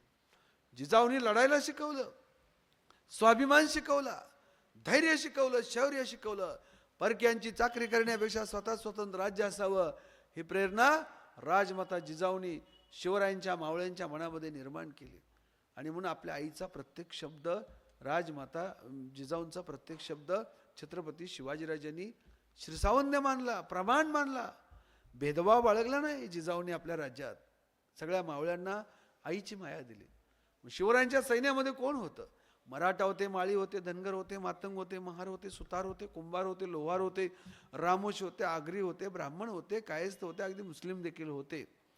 चटणी भाकर खाणारे, घोड्यावरती बसणारे आणि सह्याद्रीच्या कड्याकापासून धावत सुटणारे मावळे गावागावातून पुढे आले. ज्या ठिकाणी शिवाजीराजांनी घाम गाळला त्या ठिकाणी मावळ्यांनी रक्त सांडलं. येसाची कंक, वीरबाजी पासलकर, कान्होजी जेदे, कावजी कोंडाळकर, हैबतराव सळीमकर, नेताजी पालकर, प्रतापराव गुजर, हंबीराव मोहिते, जिवाजी माले, शिवाजी काशीद, वाघोजी तुपे, गोदाजी जगताप, रामजी पांगेरा, शिवाजी इंगळे, देवाजी उगडे, जानूजी वाघमारे, बळवंतराव देवकाते, सिद्धी हिला, सिद्धी वाहवा, मदारे मेहतर, बाजीप्रभू देशपांडे, मुरारबाजी देशपांडे असे अनेक मावळे गावागावातून पुढे आले. तानाजीने लग्न रद्द केलं, आधी लग्न कोंडाण्याचं, मग माझ्या रायबाचं. 4 फेब्रुवारी 1670 उदयभानूवर लढता लढता धरातृती पडले. महाराज म्हणाले, सिंह मधा तानाजीसारखा सिंह गेला, कोंडाणा जिंकला पण तानाजीसारखा सिंह गेला, गड आला पण सिंह गेला. तानाजीने आनंदाने मृत्यूला मिठी मारली पण स्वराज्यावरची निष्ठा बदलली नाही. जिवाजी महालेने सय्यद बंडाचा वार वरच्यावरती उडवला. क्षणाचा विलंब झाला असता शिवरायांच्या ठिकऱ्या ठिकऱ्या झाल्या असत्या. शिवाजी काशीद प्रति शिवाजी झाले, सिद्धीच्या भेटीला गेले, तिथे त्यांना ओळखलं. आप कोण आहे? शिवाजी काशीद म्हणाले, मी शिवाजी महाराज हूं. आपला राजा विशाळगडावरती सुखरूप पोचला पाहिजे यासाठी कालहरण करणे आणि सिद्धीला रोखून धरणे, यासाठी पुन्हा पुन्हा म्हणतात मी शिवाजी महाराजच आहे. 2 भालेकरी बोलावले, छातीला भाले लावले आणि पुन्हा विचारलं, खरं सांगा तुम्ही कोण आहात? शिवाजी काशीद पुन्हा म्हणाले, मी शिवाजी महाराजच आहे. छातीमध्ये भाले खुपसले, रक्ताची चिळकांडी उडाली. शिवाजी काशीद घसरत घसरत खाली बसले. प्राण सोडण्यापूर्वी एवढंच म्हणाले, अरे वेड्यांनो, सोंग घेणाऱ्या शिवाजीची पाठ तुम्हाला पाहता आली नाही. खऱ्या शिवाजीराजांचा विचार सोडून द्या असे म्हणाले आणि धरात पडले. ते शिवाजी काशीद नाभिक समाजातील होते. प्रतापराव गुजर सामान्य शेतकरी कुटुंबातून आले होते. भेलोळ खानावर लढता लढता धरात पडले. शिवाजी महाराज प्रतापरावांच्या घरी गेले. पत्नी रडू लागली. शिवाजी महाराज म्हणाले, ताई, माझ्यासारखा भाऊ तुमच्या पाठीशी असता रडण्याचं कारण नाही. प्रतापरावांची पत्नी म्हणाली, महाराज, माझे पती युद्धामध्ये कामी आले याचं मला दुःख नाही, पण माझी मुलगी जानकी उपवर झालेली आहे, तिच्या लग्नाची मला चिंता आहे. महाराज म्हणाले, तुमच्या मुलीचं लग्न जमलं. मुलगा कोण? माझा मुलगा राजाराम, त्याच्याशी लग्न होऊन जाईल. आपला एक दिवंगत सहकारी जो जिवंत नाही, सामान्य कुटुंबातील प्रतापराव गुजर, त्यांच्या मुलीचं लग्न, जानकीबाईचं लग्न शिवाजीराजांनी आपले पुत्र राजाराम महाराज यांच्याबरोबर 15 मार्च 1680 लावून दिलं. यात शिवाजीराजांचा मोठेपणा आहे. आणि यासाठी शिवाजीराजांनी हुंडा घेतल्याची नोंद नाही. हुंडा घेतला नाही, हुंडा दिला नाही, ह्या विचाराची आज गरज आहे. कारण आज आपल्या देशातले शिकलेले लोक सुद्धा हुंडा घेतात. म्हणजे तुम्ही नव्हे, दुसऱ्या गावचं सांगतोय मी. रेटच आहे तो, डॉक्टराचे किती, वकिलाचे किती, इंजिनियरचे वर्ग 1, वर्ग 2, वर्ग 3, शिक्षक, प्राथमिक, माध्यमिक, सिनियर, रेटच ठरलेले आहेत. हुंडा देणं, हुंडा घेणं हा कायद्यानं गुन्हा आहे, पण त्याहीपेक्षा तो सामाजिक अपराध आहे. शिवाजीराजेने हुंडा दिला नाही, हुंडा घेतला नाही, हे पाठ्यपुस्तकात यायला हवं. इतिहास हा इतिहासात रमण्यासाठी नसतो. इतिहासातून धडा घेऊन वर्तमान काळावरती मात करून भविष्यकाळ जिंकण्यासाठी इतिहास असतो. पुढे जाण्यासाठी इतिहास असतो, मागे जाण्यासाठी इतिहास नसतो. सामान्य मावळे स्वराज्यासाठी पुढे का आले?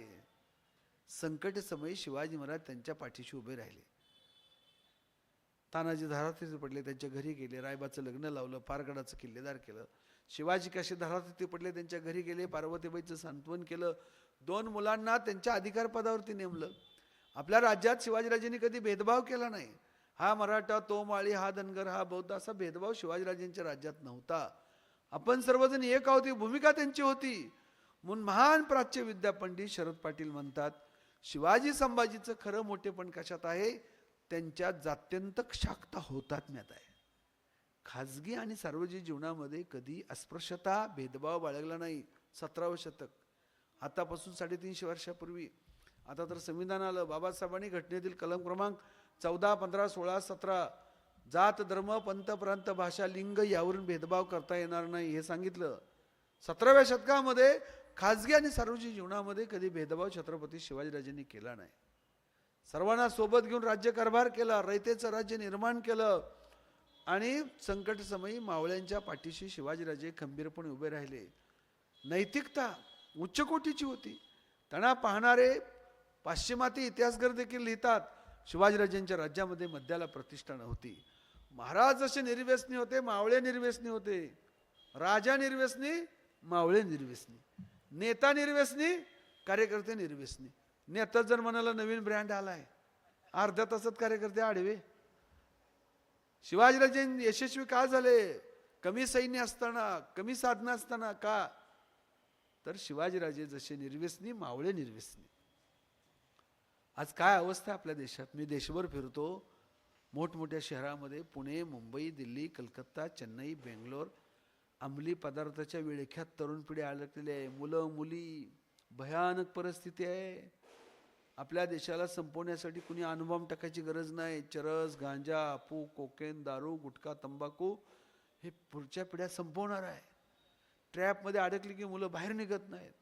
त्यामुळे पालकांची जबाबदारी आहे. आपली मुलं कुठं जातात, कुठं बसतात, सगळीच प्रश्न काय पोलीस सोडवू शकणार नाहीत. आपली पण जबाबदारी आहे. मुलांवरती संस्कार, चांगले मित्र, चांगल्या मैत्रिणी असल्या पाहिजेत. तुम्ही व्यसनाधीन होऊ नका, त्याचे दुष्परिणाम सांगितले पाहिजेत शाळेपासून, कुटुंबापासून. मी पुण्यात राहतो, मी खूप उघड्या डोळ्याने खूप अनेक बाबी बघतो, देशभर फिरतो, भयानक परिस्थिती आहे. त्यामुळे जे गुटखा खातील, दारू पितील, तंबाखू खातील ते कावळे, जे निर्व्यसनी असतील ते छत्रपती शिवाजीराजेंचे मावळे. हे आज आपल्याला इतिहासातून शिकायचे. छत्रपती शिवाजीराजे शेतकऱ्यांच्या पाठीशी खंबीरपणे उभे राहिले. शिवकाळामध्ये एका शेतकऱ्याने आत्महत्या केल्याची नोंद नाही. याचा अर्थ सोन्याचा धूर निघत होता, सगळं म्हणजे असं काय मुबलक होतं असं नाही. गरिबी होती, दुष्काळ होता. आता सारखी अत्याधुनिक सिंचन व्यवस्था नव्हती. धरण होतं का? इतकी मोठी धरणं होती का? इरिगेशन डिपार्टमेंट होतं का? कॅनल होतं का? नव्हतं. आज सुमारे 20% इरिगेशन आहे. शिवकाळात 1% पण नसेल इरिगेशन. आज अत्याधुनिक बी बियाणं आहे, ती विमा आहे, अत्याधुनिक साधनं आली शेती करायला. अशी साधनं नसताना, अत्याधुनिक सुविधा नसताना एकाही शेतकऱ्याने आत्महत्या का केली नाही? काय कारण? आत्महत्या केल्यानंतर मदत देण्यापेक्षा आपल्या राज्यातील शेतकऱ्यांनी आत्महत्याच करू नये अशी व्यवस्था महाराजांच्याकडे होती. काय होती? 1676ला महाराष्ट्रामध्ये मोठा दुष्काळ पडला होता. महाराजांनी आपली मिटिंग बोलावली अधिकाऱ्यांची. काय म्हणतात महाराज? गावागावात जावा, दुष्काळामुळे ज्यांची बैलजोडी दागावली असेल त्यांना बैलजोडी द्या. आपल्या राज्यातील एखाद्या गरीबाला खायला अन्न नसेल, खंडी 2 खंडी धान्य द्या. त्यासाठी आपल्या तिजोरीवरती 1,00,000-2 लाख लारी बोजा पडला तरी चालेल. सावकारासाठी, उद्योजकासाठी नव्हे, सामान्य गरीबासाठी तिजोरीवरती बोजा पडला तरी चालेल. वसुलीसाठी तगादा लावू नका. ऐपत आल्यानंतर वसूल करा. वाडी दिडीने वसूल करू नका. मुद्दलच तेवढी घ्यावी. शिवाजीराजेंनी आपल्या राज्यातील रयतेला कर्ज दिलं. कर्जाचा व्याजदर किती होता? वाडी दिडीने वसूल करू नका, मुद्दलच तेवढी घ्यावी. शिवाजीराजेंच्या राज्यातील कर्जाचा व्याजदर होता 0%. 0% व्याजदराने कर्ज देणारा भारतातला पहिला आणि शेवटचा राजा म्हणजे छत्रपती शिवाजी महाराज आहेत. 1673 साली शिवाजीराजांनी चिपळूणच्या आपल्या जुमलेदाराला आणि हवालदाराला एक पत्र पाठवले. सैन्याची छावणी आहे महाराजांची, मे महिना आहे, कडाक्याचं ऊन आहे, आणि महाराज काय सांगतात आपल्या अधिकाऱ्यांना, जुमलेदार हवालदाराला, संध्याकाळी झोपताना तेलवातीचे दिवे विझून झोपीत जात जावा. शिवकाळात आतासारखी लाईट नव्हती, मशाले असायचे, तेलवातीचे दिवे असायचे, रंधनाळे म्हणजे मोठ्या संख्येने असणाऱ्या सैनिकांना स्वयंपाक बनवण्यासाठी जी चर खांदी जायची, चरच म्हणतात ना इकडं, त्याला रंधनाळा म्हटलंय. रंधनाळे विझवून झोपी जात जावा. महाराजांचं आपत्ती व्यवस्थापन कसं आहे पहा. संध्याकाळी झोपताना तेलवातीचे देवी विझवून झोपी जात जावा. अन्यथा तेलाच्या आस्तिकतेने उंदीर येईल, पेटती वात तोंडात धरेल, ती वात घेऊन धावत सुटेल, ती वात एखाद्या कडब्याच्या गवताच्या गंजीला लागेल, गंज जळून खाक होईल. पावसाळ्यात जनावरांना चारा मिळणार नाही, मग तुम्ही आपले घोडे आणि जनावरे उभ्या पिकात सोडाल. मग कोणी लाकूड आणेल, कोणी धान्य आणेल, कोणी भाजीपाला आणेल. मग रयत म्हणेल की कोण्या मुलखातून मोगल आली, तुमच्यापेक्षा मोगलच बरे आहे, म्हणून संध्याकाळी झोपताना तेलवातीची देवी विझून झोपे जात जावा. आई ज्या पद्धतीनं आपल्या मुलांची काळजी घेते, मुलींची काळजी घेते, तशी शिवाजीराजांनी आपल्या राज्यातील रयतेची, सैनिकांची, लाकूडफट्याची, धान्याची, पशुपक्ष्यांची काळजी घेतलेली आहे. छत्रपती शिवाजी महाराजांनी 1662 सर्जेराव जेधेनं पत्र पाठवलंय, तुमच्या भागामध्ये परचक्र येत आहे, म्हणजे पुणे परिसरामध्ये शाहिस्तेखानी येत होता. गावागावात जावा आणि रयतेला सुरक्षित ठिकाणी हलवा. त्यांचं बैल बारदाना, धान्य, जो कोणी शेतकरी कुटुंब कबिला करून राहिला असेल त्याला तात्काळ हलवा. या कामामध्ये विलंब करू नका. या कामात विलंब कराल तर तुमच्या मस्तकी पातक लागेल, पाप लागेल. शिवाजीराजांची पापपुण्याची कल्पना काय? संकट समयी रयतेला गरिबांना मदत करणे पुण्य आहे, आणि त्यांना वाऱ्यावरती सोडून देणं हे पाप आहे. ही शिवाजीराजांची पापपुण्याची कल्पना आहे. महाराज म्हणाले, शेतकऱ्यांच्या भाजीच्या देठाला देखील हात लावू नका, त्यांच्याकडून विनामोबदला काही घेऊ नका, त्यांच्या गवताच्या काडीची देखील अभिलाषा बाळगू नका. इतके निस्वार्थी होते. आपल्या अधिकाऱ्यांना सांगितलं, सामान्यच्या गवताच्या काडीची देखील अभिलाषा बाळगू नका. इतके निस्वार्थी महाराज होते. शिवाजीराजांचं राज्य भ्रष्टाचार मुक्त होतं, हे त्यांच्या पत्रावरून स्पष्ट होतं. अतिरिक्त झालेला शेतीमाल योग्य मोबदला देऊन खरेदी करा, परमुलकामध्ये विका, 10 बाजार करून विका, त्यासाठी तुम्हाला अतिरिक्त वेतन देण्यात येईल. कोकणातील मीठ उत्पादक अडचणीत होते का? पोर्तुगीजांचं मीठ महाराष्ट्रामध्ये स्वराज्यामध्ये येत होतं, त्याचा दर कमी होता. हे समजल्याबरोबर महाराजांनी पोर्तुगीज मिठावरती अतिरिक्त कर लावला आणि स्थानिक मीठ उत्पादकांना दिलासा दिला शिवाजीराजांनी. असं त्यांचं लोककल्याणकारी व्यापारी धोरण होतं, वाणिज्य धोरण होतं. सामान्यातल्या सामान्य माणसाच्या हिताचा विचार छत्रपती शिवाजीराजांनी केला. म्हणून शिवकाळामध्ये एकाही शेतकऱ्याने आत्महत्या केली नाही. आज पर्यावरण धोक्यात आहे, क्लायमेट चेंज, जगामध्ये याच्यावरती चर्चा आहे. क्लायमेट चेंज प्रचंड मोठा धोका आहे. सस्टेनेबल डेव्हलपमेंट असे शब्द आपण ऐकतो. पर्यावरणाचं रक्षण झालं पाहिजे, झाडे वाचवा, झाडे जगवा, नद्या, ओढे, मधमाशी किंवा कीटक हे सुद्धा किती महत्वाचे आहेत. कीटक जर संपले तर माणूस पण संपणार का? पराग सिंचनासाठी कीटकाची मदत आहे. कीटक जर नसतील तर पराग सिंचन होणार नाही. पराग सिंचन नसेल तर धान्य उत्पादन होणार नाही, फळं मिळणार नाहीत आपल्याला. मग आपण काय नोटा आणि कॉम्प्युटर मोबाईल खाणार आहोत का सोनं खाणार आहोत आपण? म्हणून प्रत्येक घटक सजीव सृष्टीतला महत्वाचा आहे. निर्जीव सुद्धा, डोंगर दरे सुद्धा महत्वाचे आहेत. आरवली पर्वत तोडला तर तुमचं सगळं क्लायमेट चेंज होणार राजस्थानचं. सह्याद्री जर का सगळा भुईसपाट केला तर मान्सून पाऊस पडणार, दुष्काळ होऊन जाईल. सजीव निर्जीव निसर्गातला प्रत्येक घटक महत्वाचा असतो. महाराजांचं पर्यावरणाबद्दल काय मत आहे? एक आज्ञापत्र आहे महाराजांचं. महाराज म्हणतात, सागाची आंब्याची झाडं अत्यंत उपयुक्त, ते 1-2 सालामध्ये पैदा होत नाहीत. रयतेने त्यांना लेकुराप्रमाणे वाढवलेलं असतं. बघा महाराज काय म्हणतात, सागाची आंब्याची म्हणजे इत्यादी सगळीच सागाची आंब्याची झाडं अत्यंत उपयुक्त, ती काय 1-2 सालामध्ये पैदा होत नाहीत. रयतेने त्यांना लेकुराप्रमाणे सांभाळलेलं असतं. त्यामुळे एखादं झाड तोडणं म्हणजे लेकुराची गर्दन कापल्यासारखे आहे. किती संवेदनशील मन आहे महाराजांचं. आपल्या लेकराची गर्दन कापायचं आपल्या स्वप्नात तरी येईल का? कधी बी येणार नाही. झाडं कापणं म्हणजे गर्दन कापल्यासारखं आहे. म्हणून झाडाचं रक्षण झालं पाहिजे. पण महाराज काय कर्मठ नव्हते, ते बुद्धिप्रामाण्यवादी होते. लाकूडपाटा हवा असणार, घराच्या कामासाठी आरमार दलासाठी लाकूड लागणार ना. महाराज म्हणतात जीर्ण झालेलं झाड तोडा, पण त्याचा मोबदला शेतकऱ्यांना द्या, त्याच्या परवानगीने त्या घ्या, विना मोबदला घेऊ नका, त्याचा मोबदला शेतकऱ्यांना द्या. बलात्कार सर्वथा न करावा असा शब्द वापरलाय. बलात्कार म्हणजे बळजबरी, आणि हा शब्द नुसता लैंगिक अत्याचाराशी संबंधित असं नव्हे, केवळ लैंगिक अत्याचारच नव्हे तर आर्थिक अत्याचार, सामाजिक अत्याचार, सांस्कृतिक अत्याचार, शेतकऱ्यावरती अत्याचार करू नका. बलात्कार म्हणजे बळजबरी करू नका, त्याचा मोबदला त्यांना द्या, त्यांची सहमती मिळवा. अशा पद्धतीनं मानवी मूल्य जोपासणारे छत्रपती शिवाजी महाराज होते. पर्यावरणवादी देखील विचार त्यांचे होते. छत्रपती शिवाजी महाराज बुद्धिप्रामाण्यवादी होते, विज्ञानवादी होते. भविष्य पाहिलं नाही, पंचांग पाहिलं नाही, मुहूर्त पाहिला नाही. त्यांच्या अनेक लढाई अमावस्याच्या रात्री होत्या. आज हिंमत आहे का आपली अमावस्या दिवशी गृहप्रवेश करायची, अमावस्या दिवशी लग्न करायची? अमावस्या आल्या तर अनेक उमेदवारी दाखल करत नाहीत, बरोबर ना? अमावस्या आहे म्हणतात. शिवाजीराजेंच्या अनेक लढाई अमावस्येच्या रात्री येत्या का? अंधार रात्रीचा फायदा घेऊन शत्रू सैन्यावरती हल्ला करून शिवनीती पद्धतीनं ताबडतोब माघारी फिरता येतं, हे तंत्र शिवाजीराजांना माहिती होतं.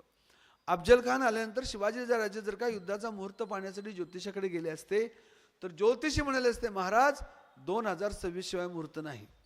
तोपर्यंत सगळं स्वराज्य लुटून नेलं असतं. राजा, लिडर आणि नेता कसा असावा, एक महाराजांच्या जीवनातील घटना आहे. 24 फेब्रुवारी 1670 छत्रपती शिवाजीराजांना सोयराबाईच्या पोटी राजाराम नावाचा मुलगा झाला. मुलाचा जन्म पालता झाला. कोणीतरी म्हणालं, महाराज मुलाचा जन्म पालता झाला, अपशकुन आहे, शांती करा, यज्ञ करा. शिवरायांनी सांगितलं अजिबात नाही. ज्या अर्थी माझा मुलगा पालता जन्मला त्या अर्थी शुभशकुन आहे. पुरोहितांनी विचारलं कसं, तर शिवाजीराजांनी सांगितलं, ज्या अर्थी माझा मुलगा पालथा जन्मला त्या अर्थी तो दिल्लीची पातशाही पालथी घातल्याशिवाय राहणार नाही. हे उद्गार शिवाजीराजांनी काढले. म्हणजे विज्ञानवादी होते महाराज.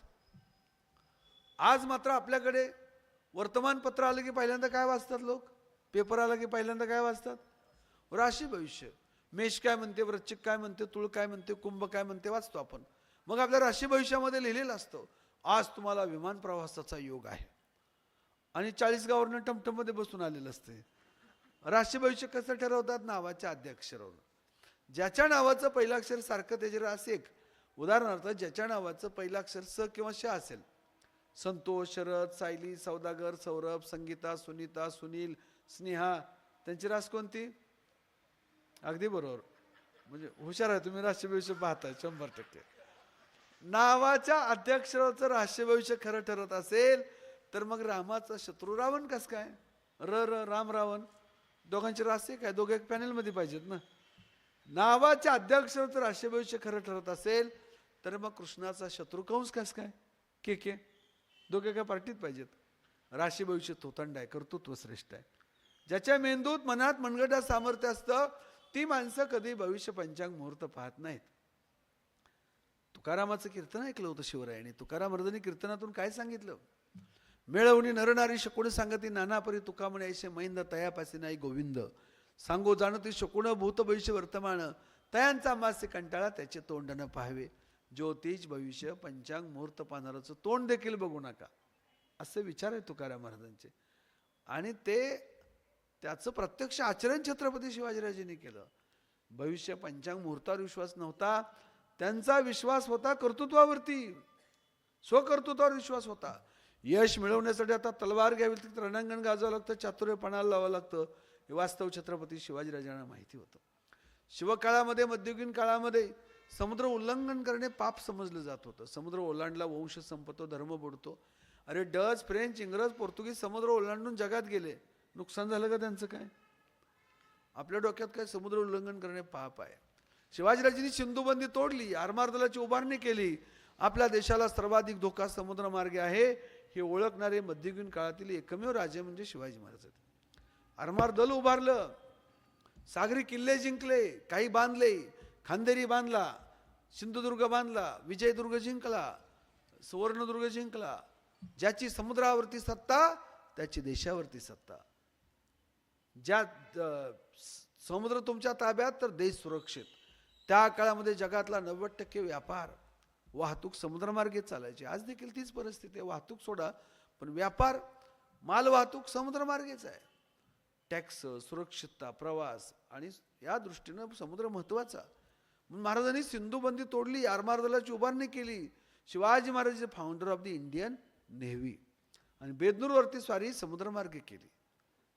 म्हणजे बुद्धिप्रामाण्यवादी होते महाराज. अमुक अमक्या ग्रंथात असं लिहिले म्हणून तसंच वागलं पाहिजे असं नव्हे. बुद्धिप्रामाण्यवाद, चिकित्सक, रॅशनलिझम ज्याला म्हणतो आपण, रॅशनल विचार छत्रपती शिवाजीराजेंचे होते. कान्होजी जेदे आजारी असताना त्यांना पत्र पाठवले आणि त्या पत्रामध्ये महाराज म्हणतात, विश्रांती घ्या, काळजी करू नका, नियमित औषधोपचार घ्यावा. औषधोपचार, मेडिकल ट्रीटमेंट असा शब्द वापरला. औषधोपचार घ्यावा म्हणजे महाराजांचे विचार रॅशनल आहेत, बुद्धिप्रामाण्यवादी आहेत. विज्ञानवादी, आज गरज आहे आपल्याला विज्ञानवादाची, बुद्धिप्रामाण्यवादाची, रॅशनल थिंकिंगची आज गरज आहे. कारण आज देखील आपल्या देशामध्ये शिकलेले लोक देखील वर्तमानपत्र घरी आलं की आपलं मुलामुलीच्या लग्नाचं वय झाले काय पाहतात? पत्रिका पाहतात. तुमच्या मुलाला 9वा शनी, 8वा मंगळ आहे. आता शनी मंगळ कोट्यावधी किलोमीटर दूर आहेत, कोट्यावधी. आता तो मंगळ शनी त्रास देईल का पृथ्वीवरती? मेंटेनन्स निघेल का त्यांचा अपडाऊन करायचा? आणि मंगळ शनी खाली आला असता तर नासा आणि इस्रो निर्माण झाली असती का? मंगळ सुमारे 10-12 कोटी किलोमीटर आहे, शनी त्यापेक्षा लांब आहे. तो आपल्या मुलामुलीला त्रास देण्यासाठी येणार आहे का? नाही. म्हणून पत्रिका पाहण्यापेक्षा काय पाहिलं पाहिजे? मुलामुलीची गुणवत्ता पहा, मुलामुलांचं कर्तृत्व पहा, मुलामुलींचं शिक्षण पहा, मुलाला काय दारूचं, गुटख्याचं, तंबाखूचं व्यसन आहे का ते पहा. हा विचार म्हणजे रॅशनल विचार, हा विचार म्हणजे बुद्धिप्रामाण्यवादी विचार, हा विचार म्हणजे विज्ञानवादी विचार. आणि विज्ञानवादी विचाराचे महाराज होते. 361 किल्ले जिंकले, काही नवीन बांधले, काही किल्ल्याचा जीर्णोद्धार केला, काही अर्धवट राहिलेले पूर्ण केलं. आयुष्य फक्त 50 वर्षाचं. पण एका किल्ल्यावरती छत्रपती शिवाजीराजेंनी स्वतःचं नाव कोरलं नाही. आहे का कुठं? या किल्ल्याचं उद्घाटन शिवाजीराजेंनी 5 सप्टेंबर 1663 केलं. या कार्यक्रमाला प्रमुख पाहुणे तानाजी मालुसरे, येसाजी कंक होते? नाही. अतिव ध्येयवादातून येणारा हटवाद आणि अतिव कर्तृत्वातून येणारा अहंकार महाराजांच्याकडे नव्हता. विनयशीलता, हे राज्य रयतेचं, जनमानसाचं राज्य आहे. पण आता आपण किल्ला बघायला गेले, तरुण पिढी, मुलं मुली, पर्यटक म्हणून की किल्ल्यावर स्वतःचं नाव कोरतात, जणू का किल्ल्याचा पायाभरणी समारंभांच्या खापरबंजोबांनी केलता. हे चुकीचं आहे. ऐतिहासिक वारशाचं जतन झालं पाहिजे. किल्ले, ऐतिहासिक वास्तू आपला दुवा आहे. इतिहास आणि वर्तमानाचा तो दुवा आहे. ते आपल्याला प्रेरणा देतात. त्याचा विध्वंस करू नये, त्याचं रक्षण करणं ही आपली जबाबदारी आहे. शिवाजी महाराज प्रागतिक होते, तसे ते धार्मिक देखील होते. आता सारखं काय लगेच तुम्ही ते सेक्युलरिझम किंवा सायंटिफिक ॲटिट्यूड, ह्युमॅनिझम, फेमिनिझम हे मॉडर्न कन्सेप्ट आहेत ना अलीकडच्या काळातल्या. ह्या काय मध्ययुगीन काळामध्ये धर्मनिरपेक्षता, स्त्रीवाद, स्वातंत्र्य किंवा रॅशनलिझम ही काही मध्ययुगीन काळामध्ये कल्पना नव्हत्या. ह्या आता येत्या.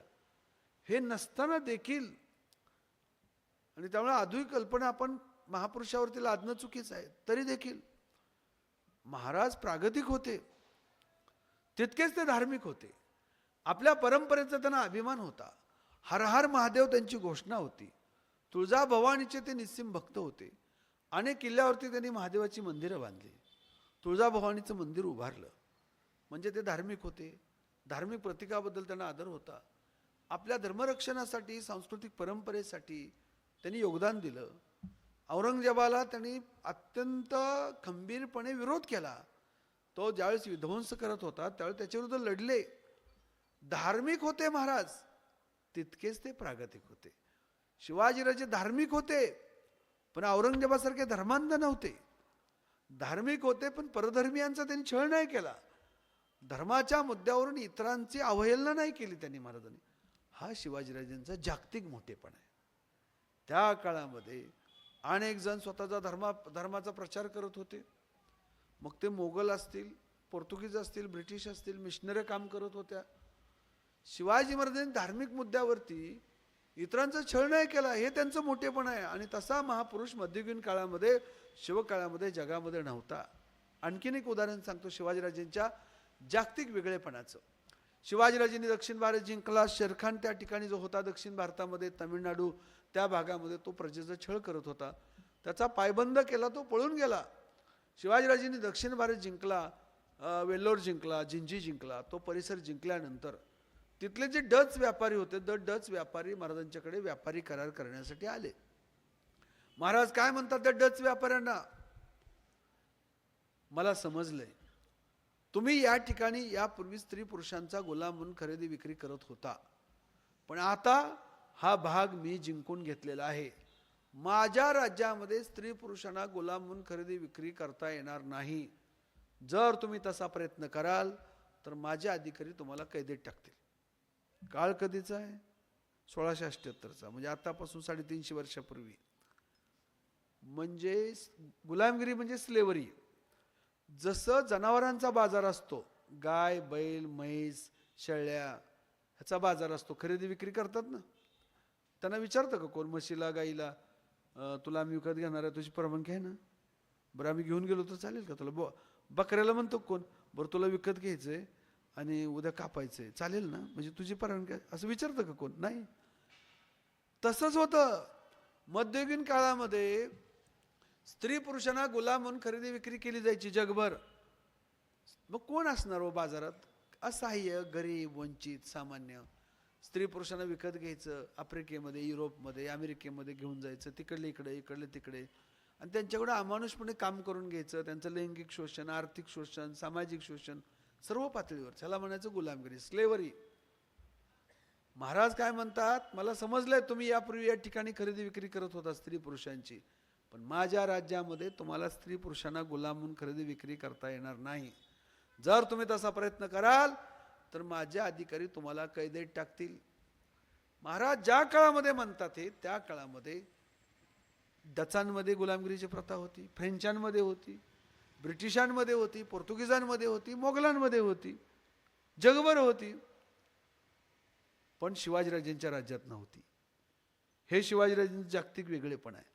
आज लय गप्पा मारतात ना युरोपचे लोक, आमच्याकडे सेक्युलरिझम आहे, नॅशनलिझम आहे, आमच्याकडे फ्रीडम आहे, डेमोक्रेसी आहे, फेमिनिझम आहे, स्त्रीवाद आहे. आता लय गप्पा मारतात ना युरोपचे लोक.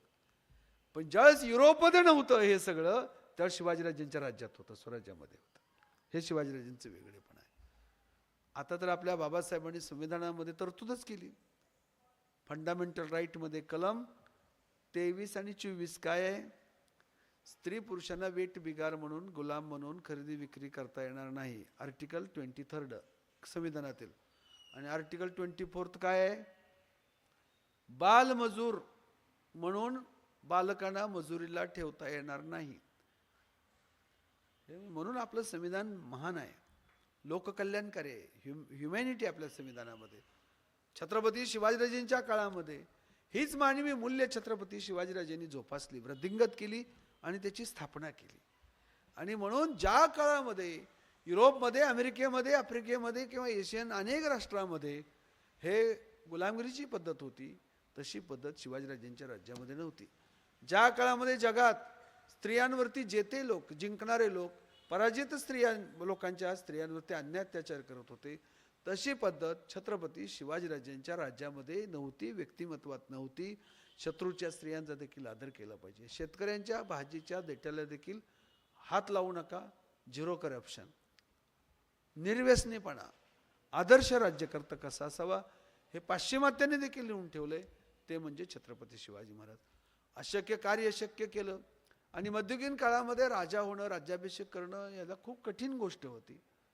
व शिवाजीराजांनी राज्याभिषेक केला 6 जून 1674ला. आपण नेतृत्व करू शकतो.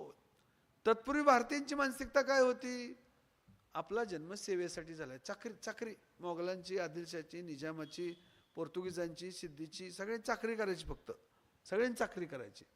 शूर सरदार होते पण स्वतंत्र नव्हते, सार्वभौमता नव्हती. चाकरी चाकरी करण्यातले शूर होते.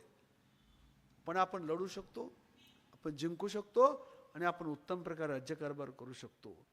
ही प्रेरणा हातबल झालेल्या भारतीयांच्या मनामध्ये महाराजांनी निर्माण केली. 6 जून 1674ला पहिला राज्याभिषेक, 24 सप्टेंबर 1674ला दुसरा राज्याभिषेक जो शरद पाटलांनी मांडलाय. राज्याभिषेक केला म्हणून भारतीयांना, सर्वसामान्य लोकांना प्रतिनिधित्व करण्याची प्रेरणा जनमानसामध्ये निर्माण केली.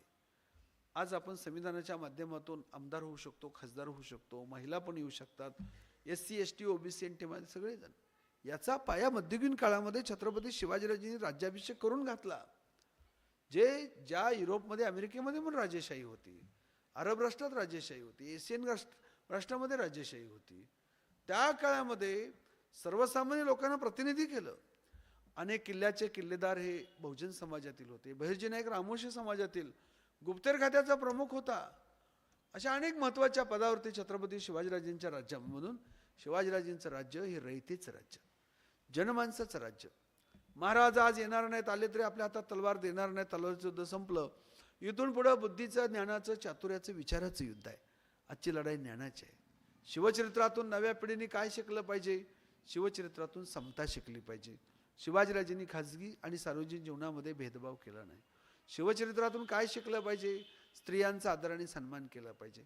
आपल्या विरोधी पार्टीचे असेल, विरोधी गटाचे असेल, विरोधी विचाराची व्यक्ती असेल, त्या स्त्रियांची अवहेलना करू नये, अपमान करू नये, उपमर्द करू नये, त्यांच्या प्रतिष्ठेला बाधा निर्माण होईल असं वर्तन करू नये, असं संविधानातील कलम क्रमांक 51 मध्ये पण म्हटलंय.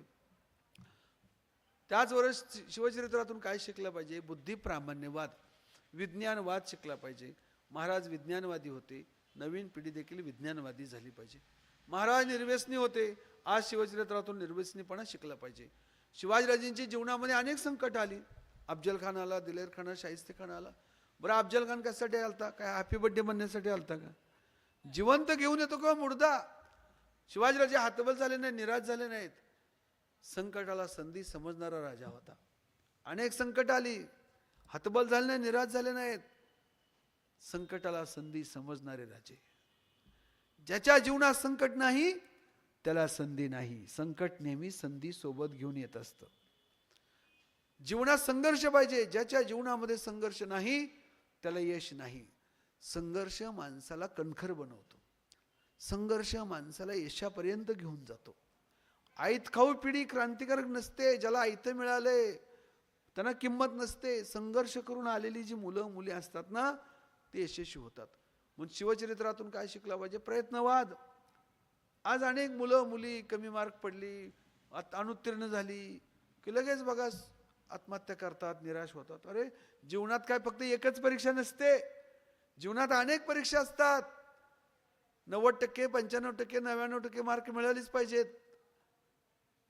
मार्काला पर्याय नाही. पण कमी मार्क पडली, निराश होऊ नये, हताश होऊ नये. जगाचा इतिहास नापास विद्यार्थ्यांनी घडवला. अमिताभ बच्चन एका परीक्षेत नापास झाले, नशीब आजमावण्यासाठी मुंबईला आले, चित्रपटाचा बादशाह झाले. न्यूटन शिष्यवृत्तीच्या परीक्षेत नापास झाला, शेतात सफरचंद झाडाखाली बसला होता, सफरचंद खाली पडताना पाहिलं, त्यावरती त्याने विचार केला, गुरुत्वाकर्षण शोध लावला. त्याची टेक्नॉलॉजी जगात शिकवतात अनेक विद्यापीठामध्ये. अशा अनेक उदाहरणं आहेत ती. म्हणून जीवनामध्ये फक्त एकच परीक्षा नसते, ही तरुण पिढीला सांगायला पाहिजे. मी नियमित वर्तमानपत्र अनेक वाचतो. 10वीचा पेपर अवघडला, मुलीने आत्महत्या केली. उद्या जेईचा निकाल येणार आहे म्हणून कुठल्या तरी मुलाने आत्महत्या केली. वेडेपणा आहे हो, हा वेडेपणा. आपण सगळे इतके चुकीच्या पद्धतीने पुढे चाललोय. समाज, कुटुंब, व्यक्ती, पालक, आई, वडील, विद्यार्थी, शाळा मार्काच्या पाठीमागे लागले सगळे. 99% मार्क, 100% म्हणजे हुशार विद्यार्थी. मार्काचा आणि गुणवत्तेचा, मार्काचा आणि कर्तृत्वाचा जगात काही संबंध नसतो. 90%, 95% मार्क मिळवणारे विद्यार्थी काय होतात? अधिकारी होतात. आणि कमी मार्क पडणारी मुलं उद्योजक होतात, नेते होतात आणि नोकरी देतात. त्यामुळे कमी मार्क पडली कधी निराश होऊ नये.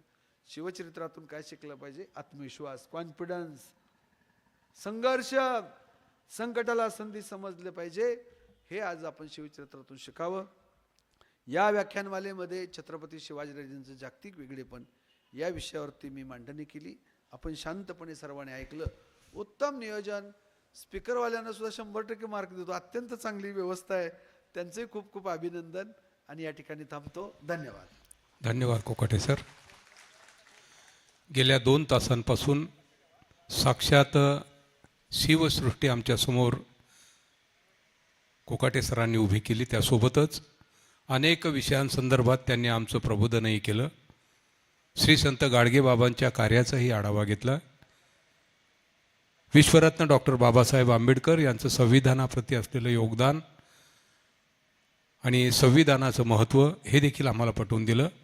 त्याबद्दल मी आपणा सर्वांच्या वतीने आपले आभार मानतो. यानंतर आभाराचा भार पालिकेचे उपमुख्याधिकारी दुर्गेश सोनवणे साहेब यांनी पार पाडावा. त्यानंतर राष्ट्रगीत होईल आणि आजचं हे पुष्प संपेल.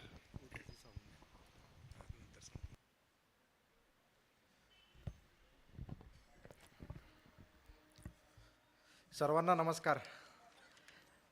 आजचं आपलं जे पहिलं पुष्पगुच्छ ज्यांनी गुंफलंय आपल्या शारदीय व्याख्यानमालेचं असे श्री कोकाटे साहेब. व्याख्यान कसं वाटलं आजचं?